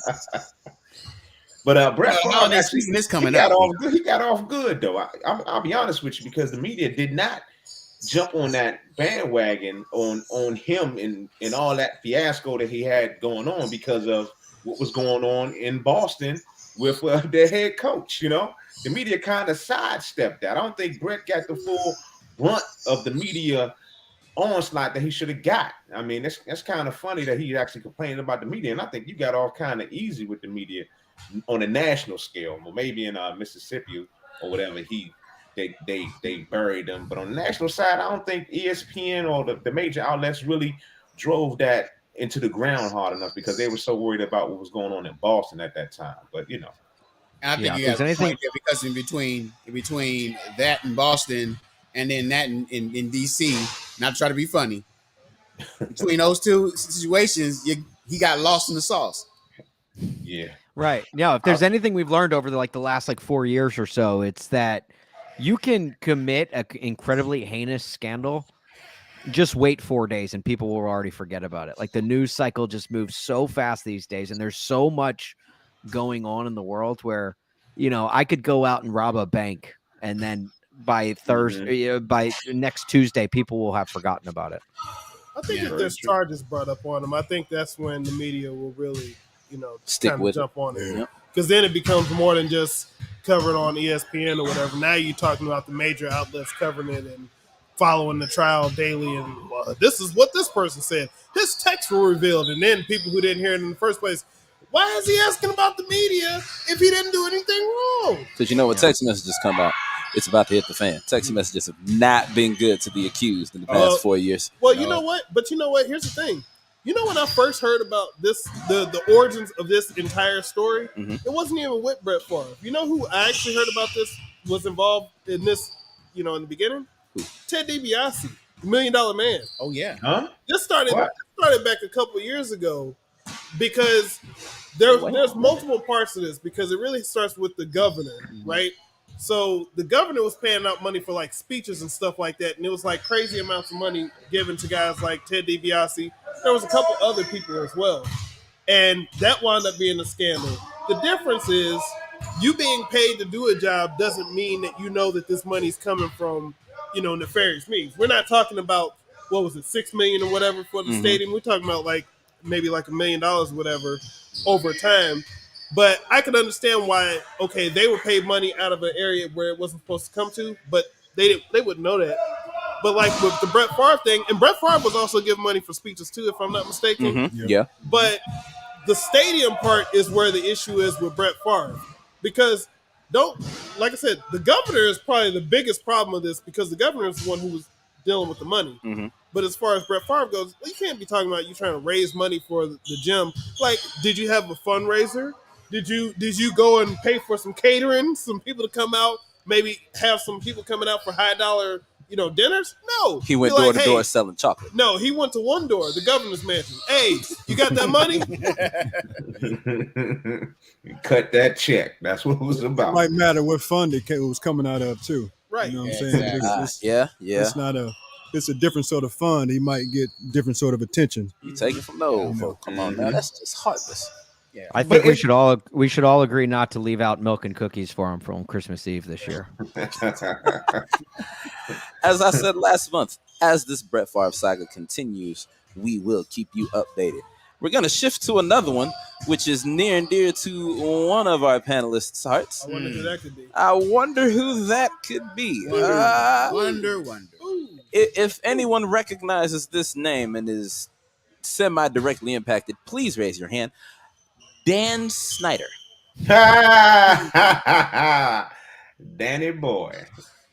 Danny Boy is, as some would say, Danny Boy is cornered into a wall here with just the past couple years with the Washington Austin. What did you call them? Not the Commodores. The Commandskins football team. The Commandskins football team. Yeah, I like Commandskins. That's kind of tricky. That's kind of tricky. Might throw a pause up in there. Football team. Yeah, that might be troubling. Yeah. I might throw a pause on that one. But we don't want to get canceled by somebody, right? But we'll get into that later. We're not gonna talk about him. We'll get into that later. A couple weeks ago, is it exactly? We're a day off from it being exactly 2 weeks ago. Dan Snyder comes out and says, I got the tea, I got the scoop, I got the key to all the locked doors about Roger Goodell and the NFL. He's threatening to set it off. I'm putting cases on all you owners. Putting cases on all 23-hour lockdown, mother. So Dan Snyder out here doing a little skit. Hey, man, I'm a little teapot, huh? That's what he out here doing. He ready to tip me over. I'll spill me out. Spill it all the way out. He's like Morgan Freeman on the end of One It, just throwing the paper at him. Your name came up. Your name came up. Your name came up. It's like he's got dirt on Roger Goodell, man. Which, if you think about it, for those true NFL fans, Roger Goodell is probably the most hated man in the NFL, right next to Tom Brady and Bill Belichick. He's a commissioner, so that's suspect. They don't always hate the commissioner. David Stern. But the NBA loves Adam Silver. Now. Okay. It's funnier coming from Larry. Right. They all got their time. But yeah, Roger's dirt was so immense that he got into a heated scuff with one of his confidant friends of the owner industry, a favorite here on the Platform Sports Talk Show, Mr. Jerry Jones. You know, that man that just loves him some glory. Yeah. Oh, boy. Yeah. Yeah. Would y'all believe he said it again recently? He said it again. Oh boy. The man said it again, man. What exactly did he say? I'm not gonna do it. What did he We're say? not gonna do it. We're not gonna get canceled on here. We're not gonna do that. That needs to be a sound clip because those words ain't coming from my mouth. Not Where's, me. where's the clip? Fair use. It's somewhere out there on them internets. Speaking of which, Yeah. follow us on all them internets. But glory and in some kind of opening. a circular opening, yes. Yeah. With Yeah. with the depth. Yeah. Anyway. Anyway. We So- in hour 2, so you know it's the war zone over here. Oh snap! The gloves come off. Yeah, so it has escalated so much that I believe there are talks about trying to get Mr. Snyder to sell the team. What they gonna pay Sell him the to sell it? team? I Yes. think they're gonna give him the money to sell it. Craig, Yes, I'm gonna Lord. start with you first. Yes, Lord, make him sell it. Make him sell it. Make him sell it. Give up the team. Take him away. Lock him up. I don't give a damn what it is. We need to get him far as away as we can from FedEx Field, DC to DMV. Just get him out, man. He is terrible. He is everything about Danny Boy. 2024. It's like, man. I mean, no, you can't call it that. The team can't deliver. Man. Oh, wow. Well. I tell you. Boom! I'm sorry. The hate is so real. But shout out to them LA Rams, my bad. But nevertheless, we're going to do this. We're going to get rid of Danny Boy, and we're going to win the Super Bowl, mark my words, in 2030.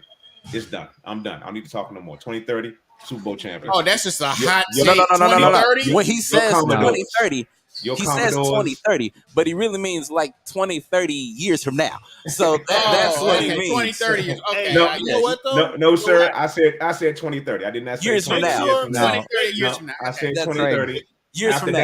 After Danny Boy is gone, we will be your Super Bowl champions. In Make 2030. sure, Yes. make sure this is clipped because the Hot Platform take. Sports Talk Show, Play it back. the Man Cave will be going on. Yeah. Play it back 2030. 8 years from now. So We will that be clip right will here in be the there. man cave. And in when I- 20, 30 years from now. Yeah, we're gonna be here. It'll be Yeah. Still Craig, going strong. that Still is how you construct a take right there. That is brilliant. That is brilliant take crafting right there, where you make a claim so outlandish and you set it just far enough into the future where we're all gonna forget by then. That is 3 president cycles away from now, and we are like, even if we do clip that thing. I like to make a prediction that somebody is going to win that Super Bowl. Right. Even if we did clip it, it would be lost on someone's hard drive by 2030. And that's considering we even have hard drives by 2030. You know, like that's it'll be so far gone that it'll be in the cloud somewhere. We can find it in the right. cloud. When Cloud of dreams. Cloud of It'll be dreams. there. But it in Outlook. Set that calendar reminder. Oh, those don't go away. No. that's like 385 days overdue. Still here. that's Still at not least good at 4 Washington name changes from now. You know, like they're going to be so gone. Nobody is going to remember like what that like they're going to finish like 2-14 by that time they'll probably be playing 20 games scheduled. So they'll be like 2-18. They'll be 2-18 that season and no one's going to remember to like be like, "Hey Craig, We won 3 games this season. We can't get 10 years from now. Damn. hey, didn't you say that one random night on a Wednesday night in October on the Man Cave, didn't you say that the Redskins were going to, the football team. No, wait, hang on. By then they'll be called the, the Blue Elephants. Didn't you say that they would win the Super Bowl? Yes, and I will live up to it. I will not change my words. I'm a man of my word. I'm always going to be ride or die for my team, my Commanders, my Commodores, my cam skins, whatever you want to call them. You know, yes. Whatever you want to call them. Bugle Boy jeans, You know, everybody. we're here. We're here. You know what I'm saying? The Washington Dungarees. That's going to And- be If it. that's And if we we're have a just team. if if we're just calling dibs on Super Bowls in 10 years from now, can I go ahead and claim 2031 for the Titans? Is that okay? Hey, I'm loving all these hot takes. They'll be due. They'll be due by then. No, but no joke, Craig. That is masterfully done. Like done with the take construction. Getting back to Danny Boy, he is almost the worst owner in the NFL if it wasn't for Jerry Jones. If it wasn't for Jerry Jones, he would be the worst owner in the NFL. But aren't they above damn. Jerry Jones is like he's Jerry Jones' son. Did Jerry Jones birth this man or something? I don't know what it is about Daniel Snyder. It's he might have. He wants to. I was just thinking that he might. Somebody call Maury. No, Jerry can get frisky. We've seen the photos. There you go. We've seen the photos. Jerry Jones and Daniel Snyder had a falling out too over the past week. Apparently he only had maybe one advocate for him. That is, hey, you can't do this to Daniel Snyder, and that was Jerry Jones. Yeah. And apparently that relationship is faltered now. Didn't Robert Kraft fall out with somebody too? Robert Kraft falls out. Yeah, it's masseuse. Secrets. They got secrets, man. Whoa. See, he snuck that in there. Y'all ain't hear what he just said. I did not. What just happened? What did he say? Okay. Yeah, he's not repeating that. No, he asked if Robert Kraft had a falling out with someone. I said his masseuse. I think damn, man. Happy endings. Where's that storyline? How did that just faded away? Like you said. That's what I'm saying. That's what I'm saying. You could. It's the Patriots. It's the Guys, Patriots. They make everything. What a time! What a time to be alive! Like, we can commit any scandal we want these days, and it will be forgotten about within 4 days. Like, we will look back on this time as the golden era of scandals. Now, like, we will I should have committed so many scandals back then when I could have. No, because you know what? As you pointed out, once you put it out here, it lives forever. So all it's got to take is for somebody to dig deep a little bit, and then you'll be like, man, I shouldn't have done that. Well, right. I think the outrage of the masseuse thing has shifted from one Robert Kraft to Deshaun Watson. Nice segue. Nice segue right there. I like it. That was masterfully done. Yes. Yeah, so for those of you who don't know, Deshaun Watson is clearly a fan of DJ Khaled because he's got another one. I believe we are now up to, 26, 27? I lost count.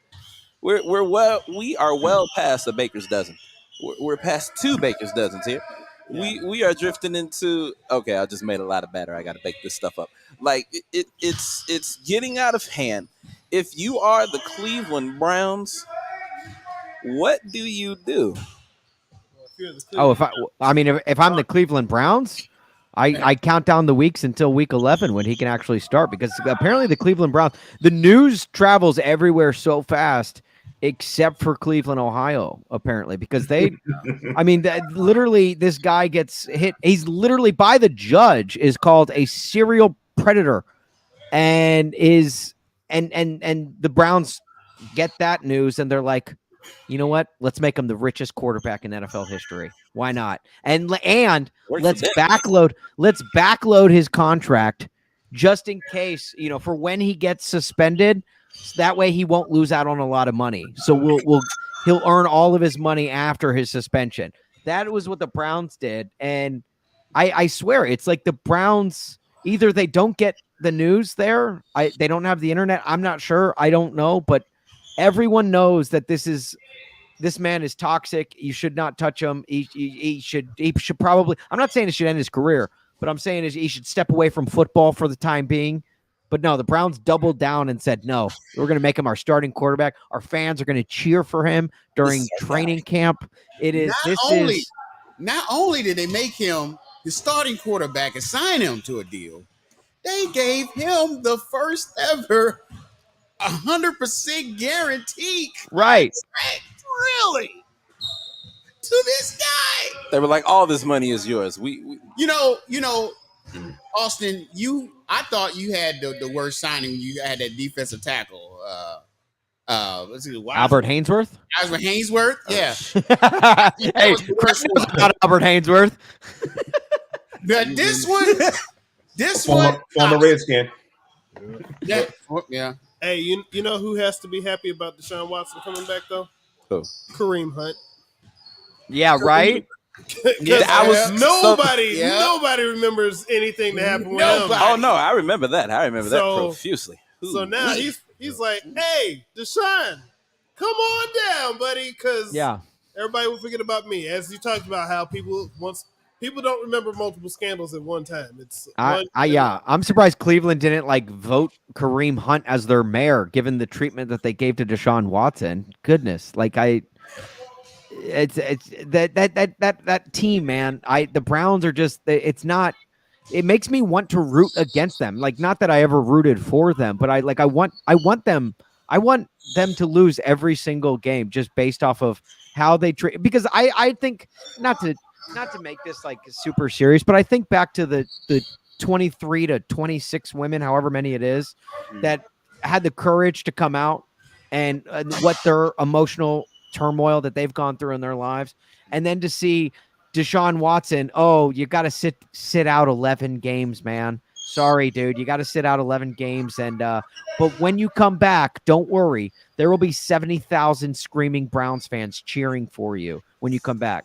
These girls, they're never gonna have anyone cheering for them. They're never gonna have anything. They're not even getting justice being seen.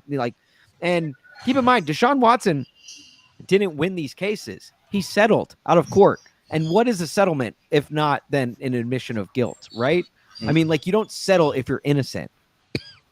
Quite frankly, we can say Cleveland doesn't give a fuck. I'm sorry. I just had to put that out there. They don't care. They really don't care. You're right. They don't. It's you know what? We want to win. We're paying him, and we don't care what he does. Next thing, he's going to went out and stab somebody, and they don't. Hey, you know what? As long as he starts in week 11, we don't care.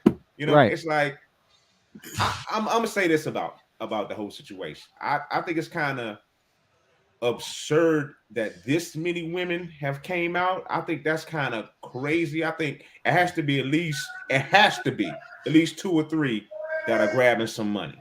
But so be it. Get your money.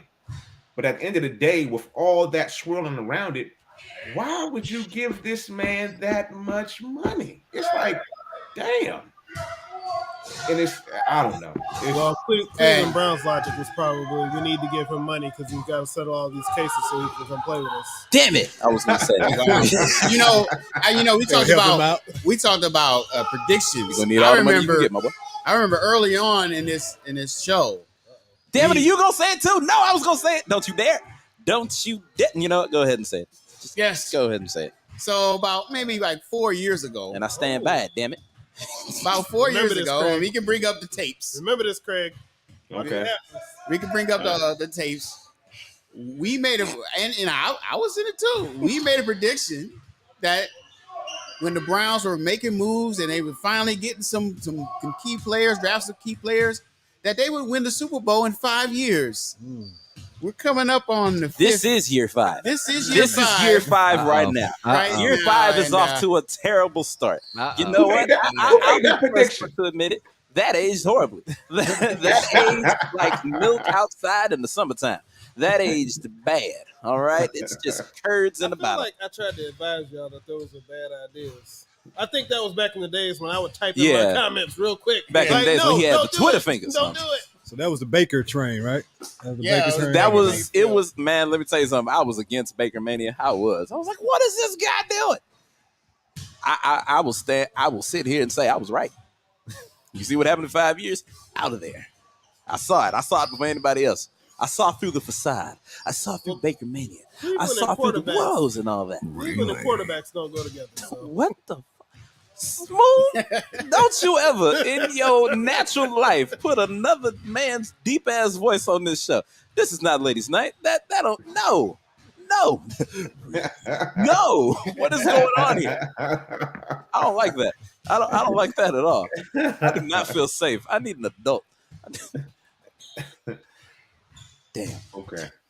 So what's the next topic here? All right, we're gonna move move right on. on along to another quarterback that's struggling, but for different reasons. He is the leader, quote unquote, of Broncos country. Talking about Russell Wilson. Would it be safe to say that right now Broncos country is a country divided? I think so. You know, Russell I almost said Russell Westbrook. It's just a bad time for Russells in sports. Yeah, you just can't be a Russell in sports right now. Russell isn't even the official ball anymore. As Deion Sanders used to say, Russell last name Wilson. Yeah. This guy, he comes in to Denver. He's former Super Bowl champion. Paid. He everybody has high hopes coming in, and hey, we're gonna go ride this train all the way to the Super Bowl. And something happened on the way to the Super Bowl. This guy forgot how to play quarterback. Yeah, he forgot how to look at the play clock when it's running down to 3, 2, 1 so bad that the crowd had to right. the name. He also forgets that you have wide open receivers in the end zone at overtime and throws it the other direction, and his own teammates are just furious. And at the end of the game, basically put him out in Front Street like, hey, I could have just walked that thing in the end zone.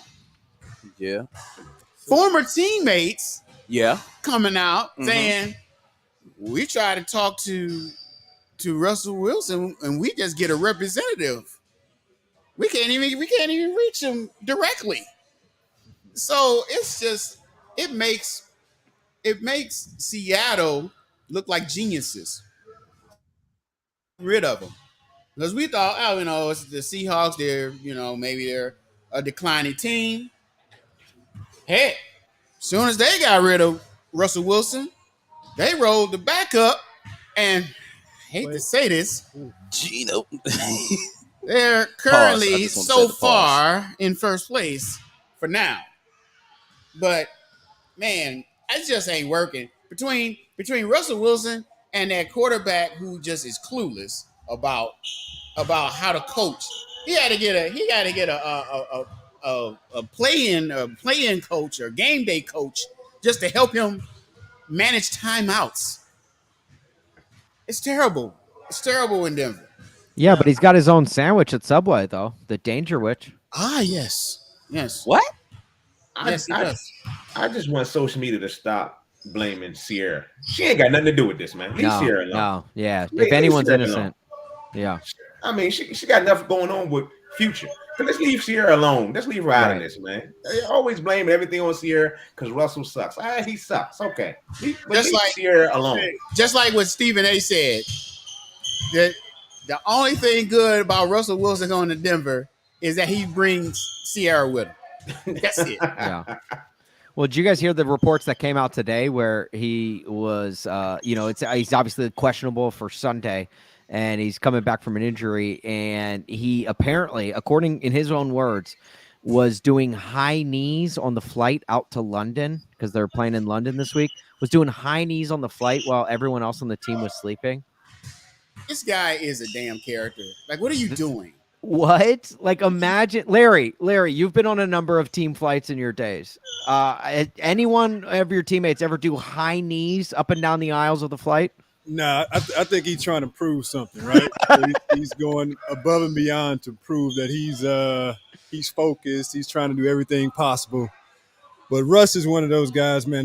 He gets caught in the media for having a celebrity wife and being in Seattle and not passing the ball or not handing the ball off to Marshawn. So he was destined for this sort of criticism, I believe, coming down the pipe. He will never live. And I dare say this injury that he has, I don't think it's an injury. I think it's a benching. A quiet benching. Yep. But you know what? Ooh, I like a good conspiracy. Two things. One, I think that whenever he might not be there after this year, but whatever team he goes to afterwards, watch him have an outstanding year. Maybe No. this just What do you isn't- mean, whatever team? Did you see the bags they threw that man? He got like a multiple year contract. So did Joe Flacco after he signed with the Ravens after he got that big contract, and that didn't last too much longer after that either. But I'm just saying.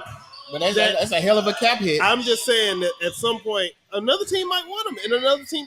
Look, he might go to another team and just perform. Matthew Stafford was not exactly setting the world on fire. Comes to the Rams, gets to a Super Bowl. Okay, Well, he played for the can Lions, happen. though. But I know a team right now that would take him. Craig. Oh man. Hey man. Hey man, we got some cold Heineken in the refrigerator, man. I don't know what you're talking about, man. We got this Heineken on ice right now. We don't need no more controversy going on. No more. It's more like it's more like stag in the refrigerator. We got the name. You got stag in the refrigerator. Got one of them bottle openers from 1970 something still at the house. Got some natty ice in there. But Not look, natty ice. Oh, no. Here's the other thing I was going to say. Who would have predicted in 2013, and this is one of these where I have to say, okay, I'm going to give the man his due, because back then I would have been saying all kinds of stuff about him. Who would have predicted it in 2013 that between Geno Smith and Russell Wilson, Geno Smith would be the better quarterback between the two in the league? Man. Do you know how much that hurts my Geno heart? would have bet on himself. Yeah, Geno would. I mean, I hate to say this, but I like Geno. I like his attitude. I remember when he won the first game, and the reporter was like, "Hey, did you ever envision coming into this season and going into it and winning a game?" He's like, "I saw this years ago." You know, he had this vision years ago. Playing Madden. He said they tried to write me off, but I didn't write back though. Yes, yeah, that's what he said. I'm like, hey, that was pretty tough, man. But yeah, I look. I can say that years ago I would have been saying all kinds of stuff about Geno Smith, because I had a loud Jets fan at the workplace who would always talk about the Jets back then, who would say that Geno Smith was better than Alex Smith. Now, I will not agree to that. Oh, no. But I will say that Geno Smith is outperforming whatever expectations I would have had for him for this season. So congrats to the man. He's doing pretty well. And good to see someone who's in there long term, getting his chance to, prove himself. Yeah, no, Geno needed this for sure, because prior to Geno, his entire career consisted of playing for the Jets, which there's no highlights that come from that. But then also the most memorable thing from Geno's entire NFL career for me comes the night before he joined the NFL, draft night, when he's sitting in the green room for all of night one, and we're all thinking he's going to go top 10. Doesn't go top 10. Okay, maybe top 20. No, he starts sliding like Aaron Rodgers, only he slid further than Aaron Rodgers. He slid from night 1 to night 2. My man had to go to the back to the hotel. He had to use his backup suit for the next night at the draft in the green room, just sitting there waiting. And if you Google it now, Geno Smith green room, you'll just see thousands of photos of him just like that smile just slowly fading and just, oh, this is awkward, because every camera's pointed at you, and he just had to sit there. I love to see it now. Now it's however many years since draft night, which is probably 7-8 years now since he's been drafted. 10 years. Okay, 10 years. Now, finally, we're getting to see Geno actually ball out, and I love to see it. They tried to write him off, but he didn't write back though. Real quick, Austin, I know you got to get out of here soon. We hate to lose you. But, real quick, before you get out of here, can you please, we're going to jump forward, then jump back. Can you please let us know who your idiot of the month is? Oh, my idiot of the month. Oh, okay. So Smoooth texted me last night, said, have an idiot of the month. And I jokingly threw out Kanye West. Now, and you're like, Kanye? How? What? No, throw out it needs to be an idiot in sports world. Keep in mind, Kanye. I'm pretty sure he's the owner and proprietor of Donda Sports, which oversees athletes as big as Aaron Donald, who just recently dropped Donda Sports as his agent. That, to me, look, Kanye, obviously, I'm not going to get into everything Kanye said, and just look, I loved Kanye, I'm going to say, because I think the man is a genius. I think he's so far beyond creative that I think now it's almost like starting to, when you live a life as brilliant as he has when it comes to his art, now all of a sudden, like you have the people come into your life where they're just constantly feeding you praise, and you can do no wrong, and anything that you do wrong, you can very easily make up for it. Well, now it feels like Kanye, like he's gone so far wrong where everything is starting to crumble around him. And I never root for anyone's failure, but Kanye, like, you can't go out and just use your platform to spew hate, like a guy who should be very familiar. Like it's not, you don't go out and do that. And now all of a sudden, like, he's kind of reaping what he sowed. And I saw that Adidas dropped him, and now I think I correct me if I'm wrong. I did not fully read the headline. It just kind of passed up on my phone real quick. But I believe he went into Skechers today trying to sell his shoe line and was escorted out. I mean, dude, they walked him out while wearing shape-ups. If the company that makes shape-ups, literally, who his ex-wife Kim Kardashian used to endorse, Joe Montana has endorsed. If you can't get Skechers shape-ups on your side, I mean, that to me is the beginning of the end right there. And so Kanye, dude, is a doofus. He's an idiot, and I mean, he's reaping what he sowed now, and so he is my idiot. Here's a little ticker tape on Kanye West and what partnerships he's lost. Adidas, the Yeezy Gap partnership, the Balenciaga, I can't even say it, partnership. Balenciaga, yeah, thank you. Vogue partnership, JP Morgan Chase partnership, CAA agency partnership. His Twitter is locked. His Instagram is suspended. His upcoming documentary has been shut down. His upcoming stadium shows have been shut down. He lost Donda Sports Academy, like you said, Jaylen Brown, Aaron Donald.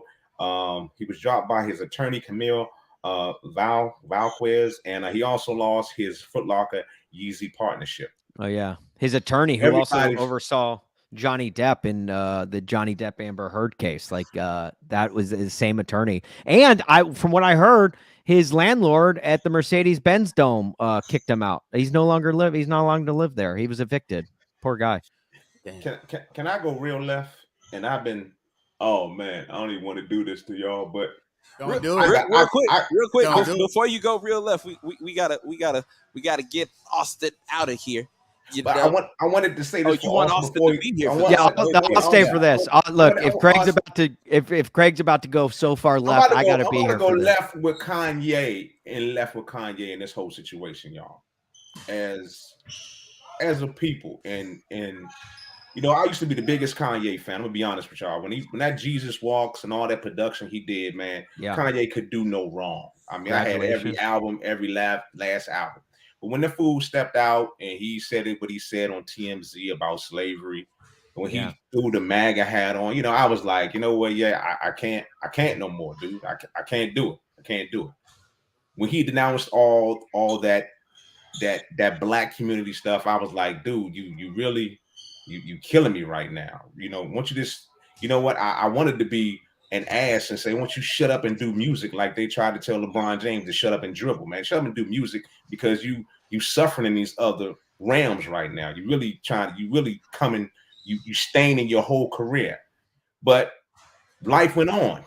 He actually a year after he did all that crazy stuff, he actually sold $1 billion in that Yeezy gear. He sold all this stuff. You know what I'm saying? Life moved on. Like you said, the cycle kind of died out. Nobody jumped off the bandwagon.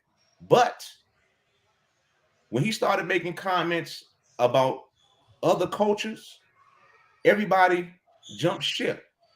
And that's what's I'm looking at it like, well, why these companies ain't leave this dude 2-3 years ago when he made these idiot statements about his own community?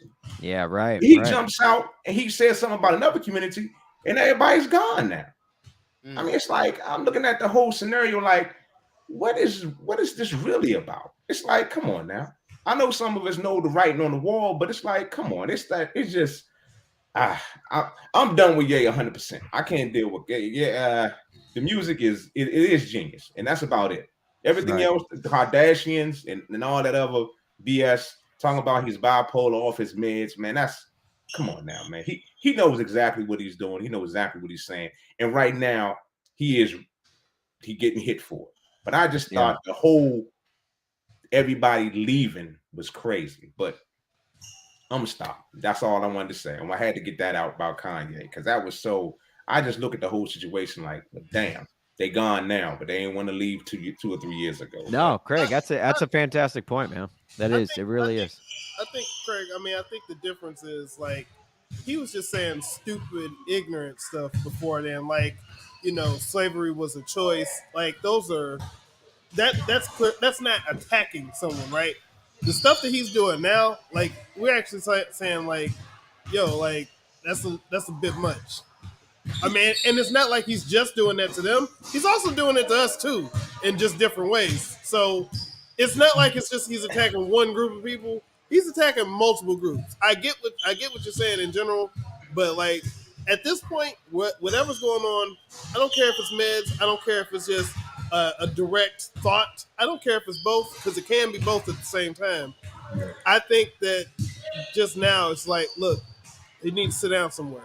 That's all it is. Yeah. Right now, he just needs to sit down somewhere. Yeah.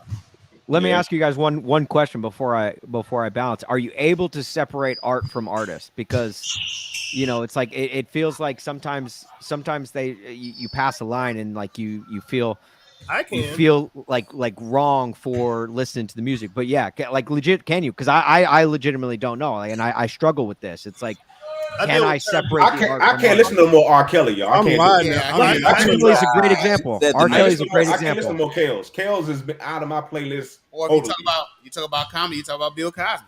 Yeah. See, with me, like with R. Kelly, like I was never like an R. Kelly guy, so that's not a hard choice, right?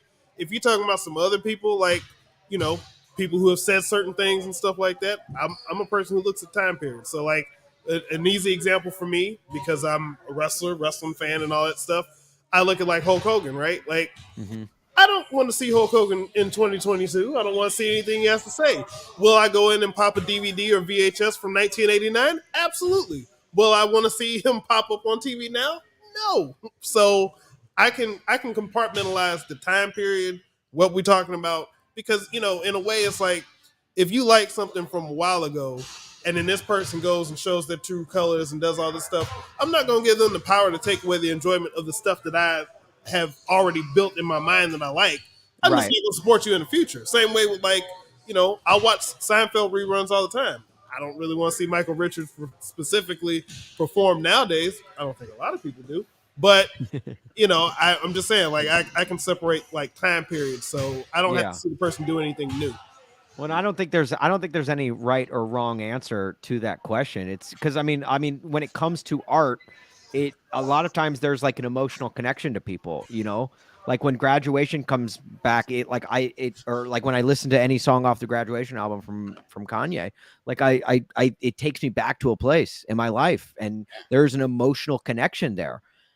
I still love that album. I love a lot of Kanye's work, but then it's like now it's like, do I listen to it?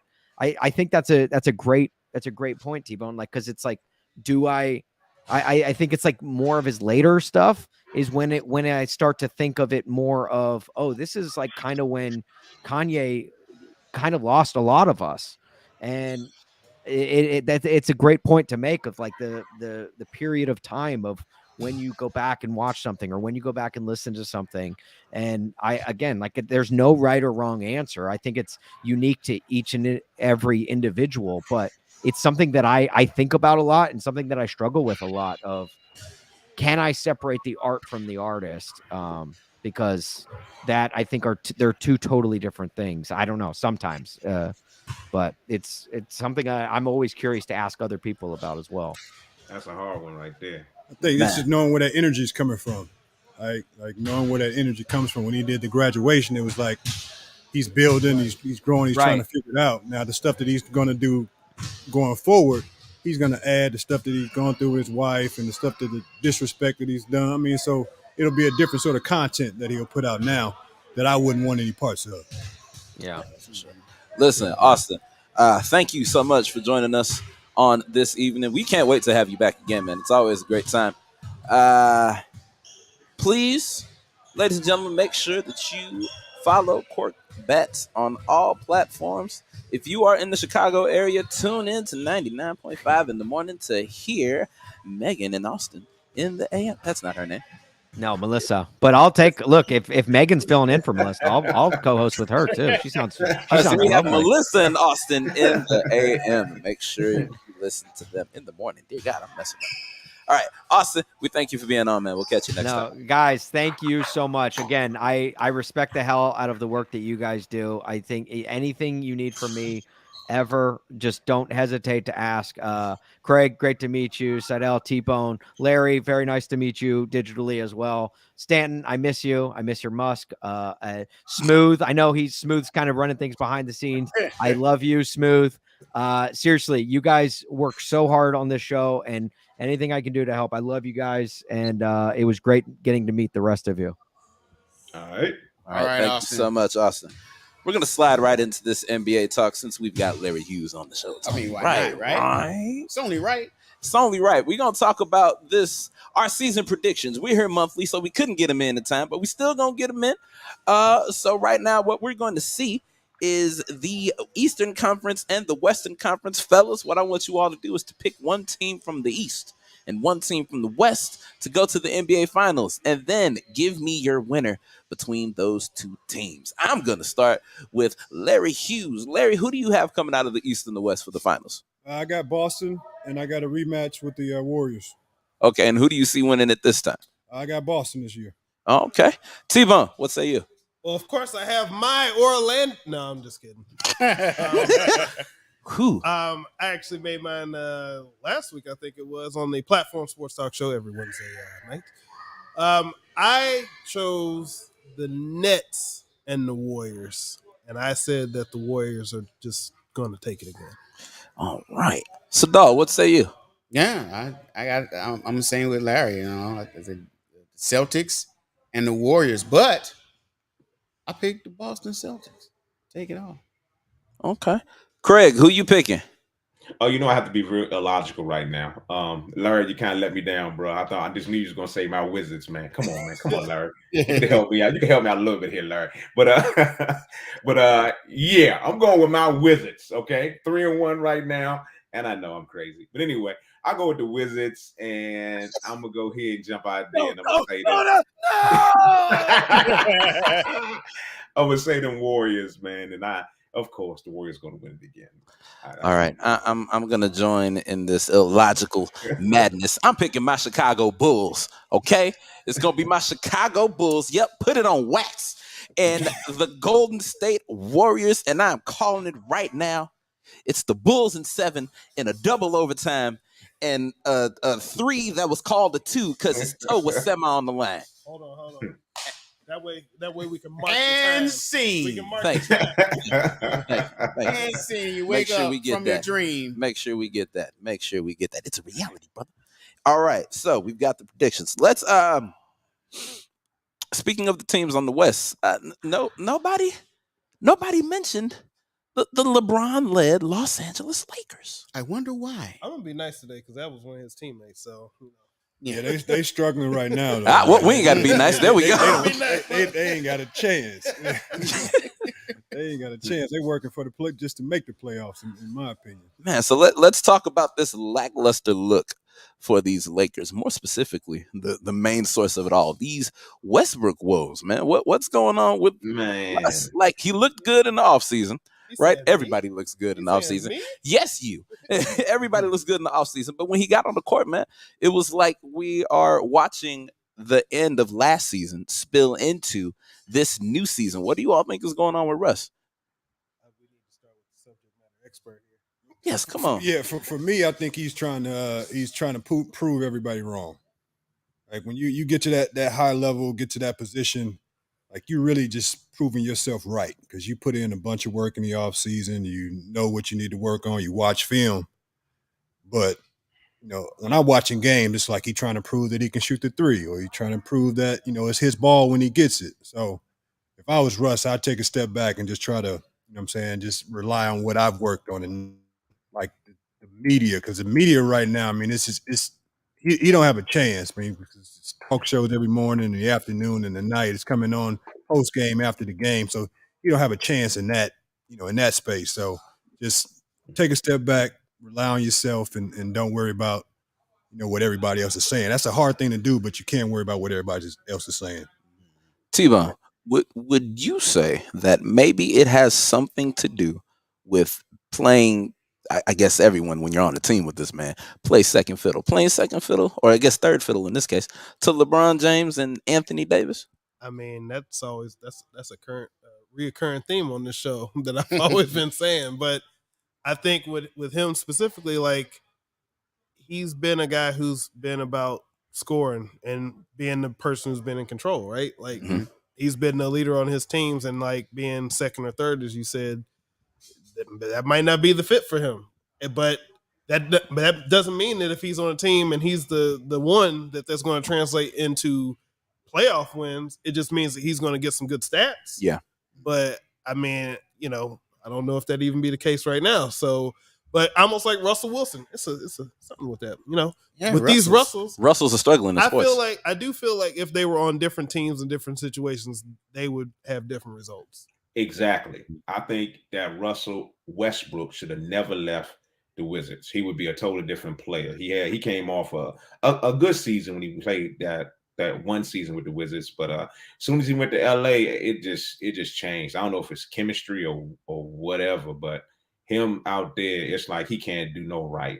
It's like it's magnified. So if he misses one bad shot, I mean, it's all over social media immediately. It's like they don't cut him no slack. And whoever runs that Bleacher Report, he need to get his people on their head because they be on him terribly, boy. Terrible. I mean, it's like they create whole cartoon lines and everything he does. The editing is spectacular what they do to Russell on that Bleacher Report. But nevertheless, I just think, like you said, T-Bone, if he was with another team where he can't be the man, and I think in Washington, Bradley Beal was letting him be the man. You know what I'm saying? He would still be thriving as an individual player. I don't know about the wins part of it, but I think at least they would have made like a 7th or 8th seed playoffs or something. But it is what it is, man. So, Daw, what about you? What do you think is going on with Westbrook, man? Yeah, I think I'm with the same thing. He can't be the man. He's got to be the number one player. And I also think age catches up to us all, man. I don't think he can really play up to where he used to be, and I think it may be frustrating for him. Because you get out there, you think, man, I used to be able to do this. I mean, you make that cut, you just can't do it. And he can't really play. Can't really play up to the level he really wants to play it anymore. How old do you think he is? Like past 30. I was about to say he's only 33. 33, So I'm like, yeah, he's not. No, that- once you cross 30, I mean, as an athlete, Unless your name is LeBron James. Well, yeah, man.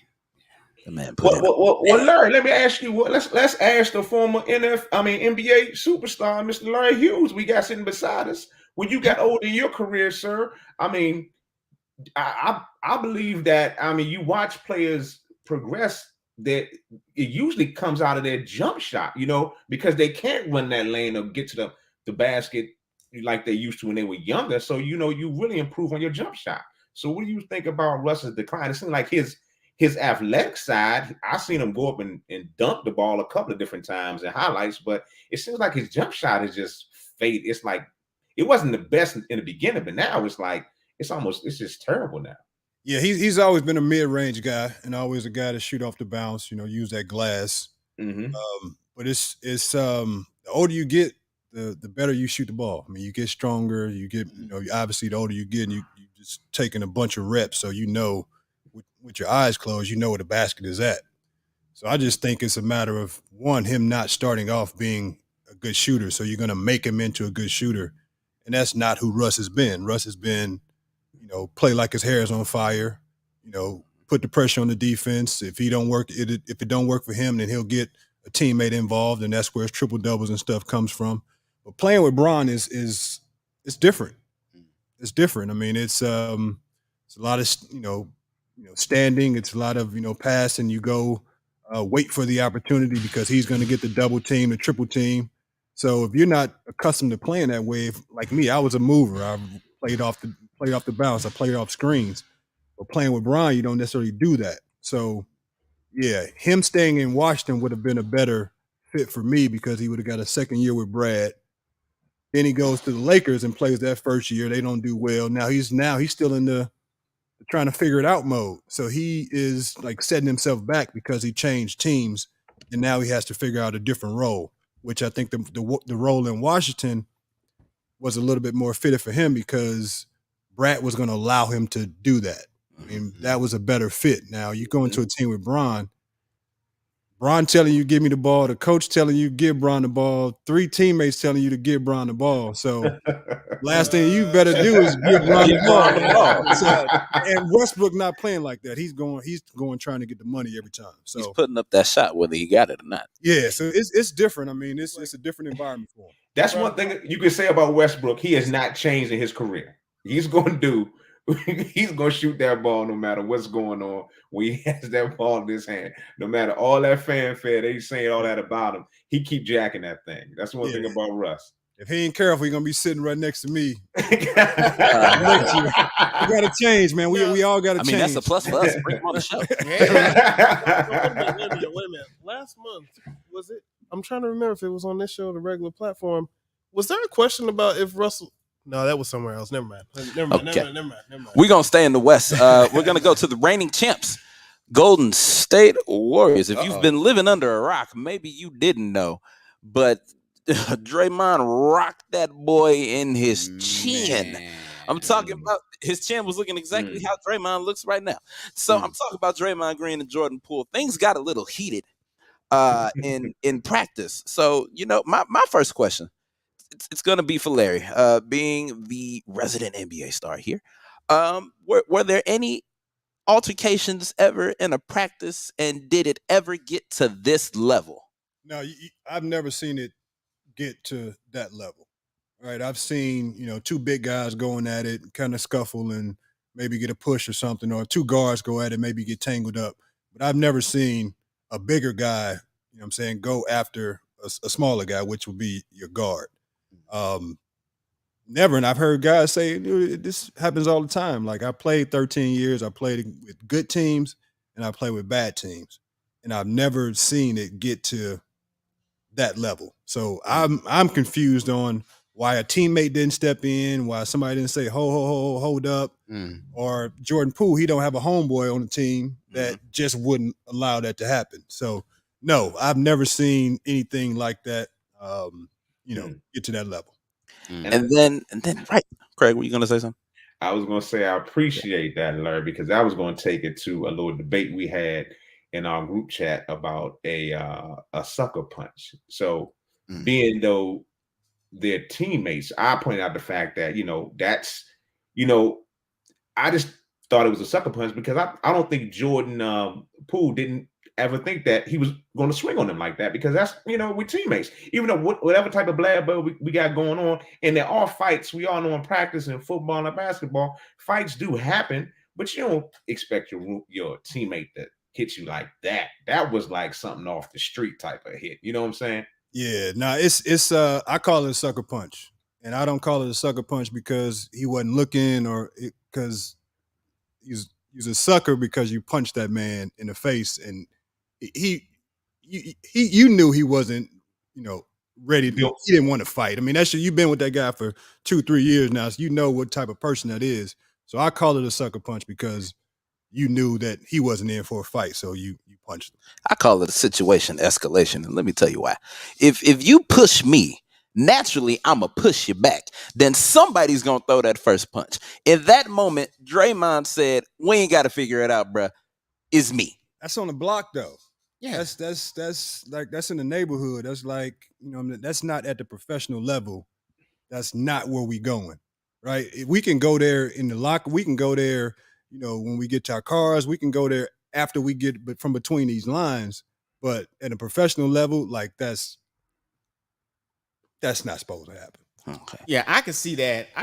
Like maybe on your opponent, you get in an altercation and but that I was on the side of Craig on this one. Mm-hmm. I believe it was a sucker punch because he didn't really believe that it's your teammate.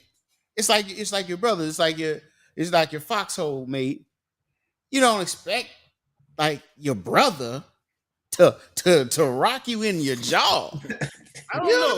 If Draymond Green was my brother, I might expect. I wouldn't rule it out. Right. Put his hands on you, you know what I'm saying? He gonna choke you out. He gonna hold you down. He ain't gonna punch you. He ain't gonna punch Wait a you. minute. We done escalated the situation. He just said choke you out. I'm like, wait a minute. I would have liked to seen that more than him walking up and punching because I say hem him up by the jersey. I don't want to see people. I grew up with brothers. Boy, don't you ever in your life shove me. It was 4 of us. And we got the testosterone, and so we wrestle around, but never crossed our minds that we were just gonna swing on each other. All off. Swung strong. And then what happened? They gave Jordan Poole an ice pack and a 4-year, $140 million contract extension.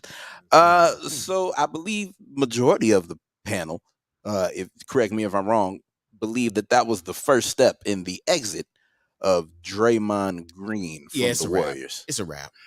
Yeah, it's a wrap. Larry, what do you think? Do you think that's enough to go ahead and ship him out in the trade? Because any team will be lucky to have him. Well, I think that the way the team is being built now with the young guys and the old guys, they kind of priming, Wiseman and Kuminga, those guys will step in and do some of the things Draymond was doing. So, and I've heard rumblings that Draymond wants to be in LA, with his homeboy Bron. So I looked at that's probably where he'll end up. I called it. Didn't I call it in the chat? I said it. All right. All right, so we just going to keep this thing on moving real quick before we shift to the next topic. We want to say congratulations to Ice Cube and the Big Three for being the first Black-owned sports league officially licensed. So shout out to Ice Cube and shout out to the Big Three. Respect. Shout out to the entire Redeem team, that amazing documentary on Netflix. I know some of us got to watch it. Any thoughts? Yeah, I might go home right now and watch it. Oh, yeah, you got to watch it. Put that on next month's assignment. We'll put that on next month's assignment. All right, cool. That's also, did anybody just happen to notice Zion's freakish transformation? Though at this point, it's all for nothing because he had an old man injury. Everybody written him off. Everybody was like, oh, he's out of shape. He came back. Oh, okay. They wrote him off. Ready to play. But he wrote back, and he was like, no. All right, so we're going to slide into baseball real quick. No, we're not. All right. We're going to wrap this show up. Fellas, this has been a great time. Does anyone have an idiot of the month besides Austin Huff? The floor is yours. Dan Snyder, you're the idiot of the month. Man, you come in here acting like a mob boss, and then when the media catches you, like, oh, no, I didn't say that. No. And after all you've done in the league and disgraced your team, man, hey, you the idiot of the month. Get ready to sell your team. Are you gonna pay that in 1s, 20s, a check, money order? Because you're gonna have to sell that team, man. Could be and he a snitch. Do it in pennies. Do it in pennies. Isn't Diddy still looking for a team to buy? I remember he was trying to buy the Panthers a while back. Anyway, T-Bone, you got an idiot of the month for us? You know what? Every now and then you watch a game and you're like, man, that was a bad call. But sometimes there's a call where it's like, man, you are the idiot of the month. The referees from the Kansas City Chiefs, Las Vegas Raiders game, y'all are the idiots of the month. There was a roughing the passer call that was made where the person making the tackle actually had he was recovering the fumble. And because he landed with his body weight remotely on the quarterback, they called this out as roughing the passer. I think we got video here.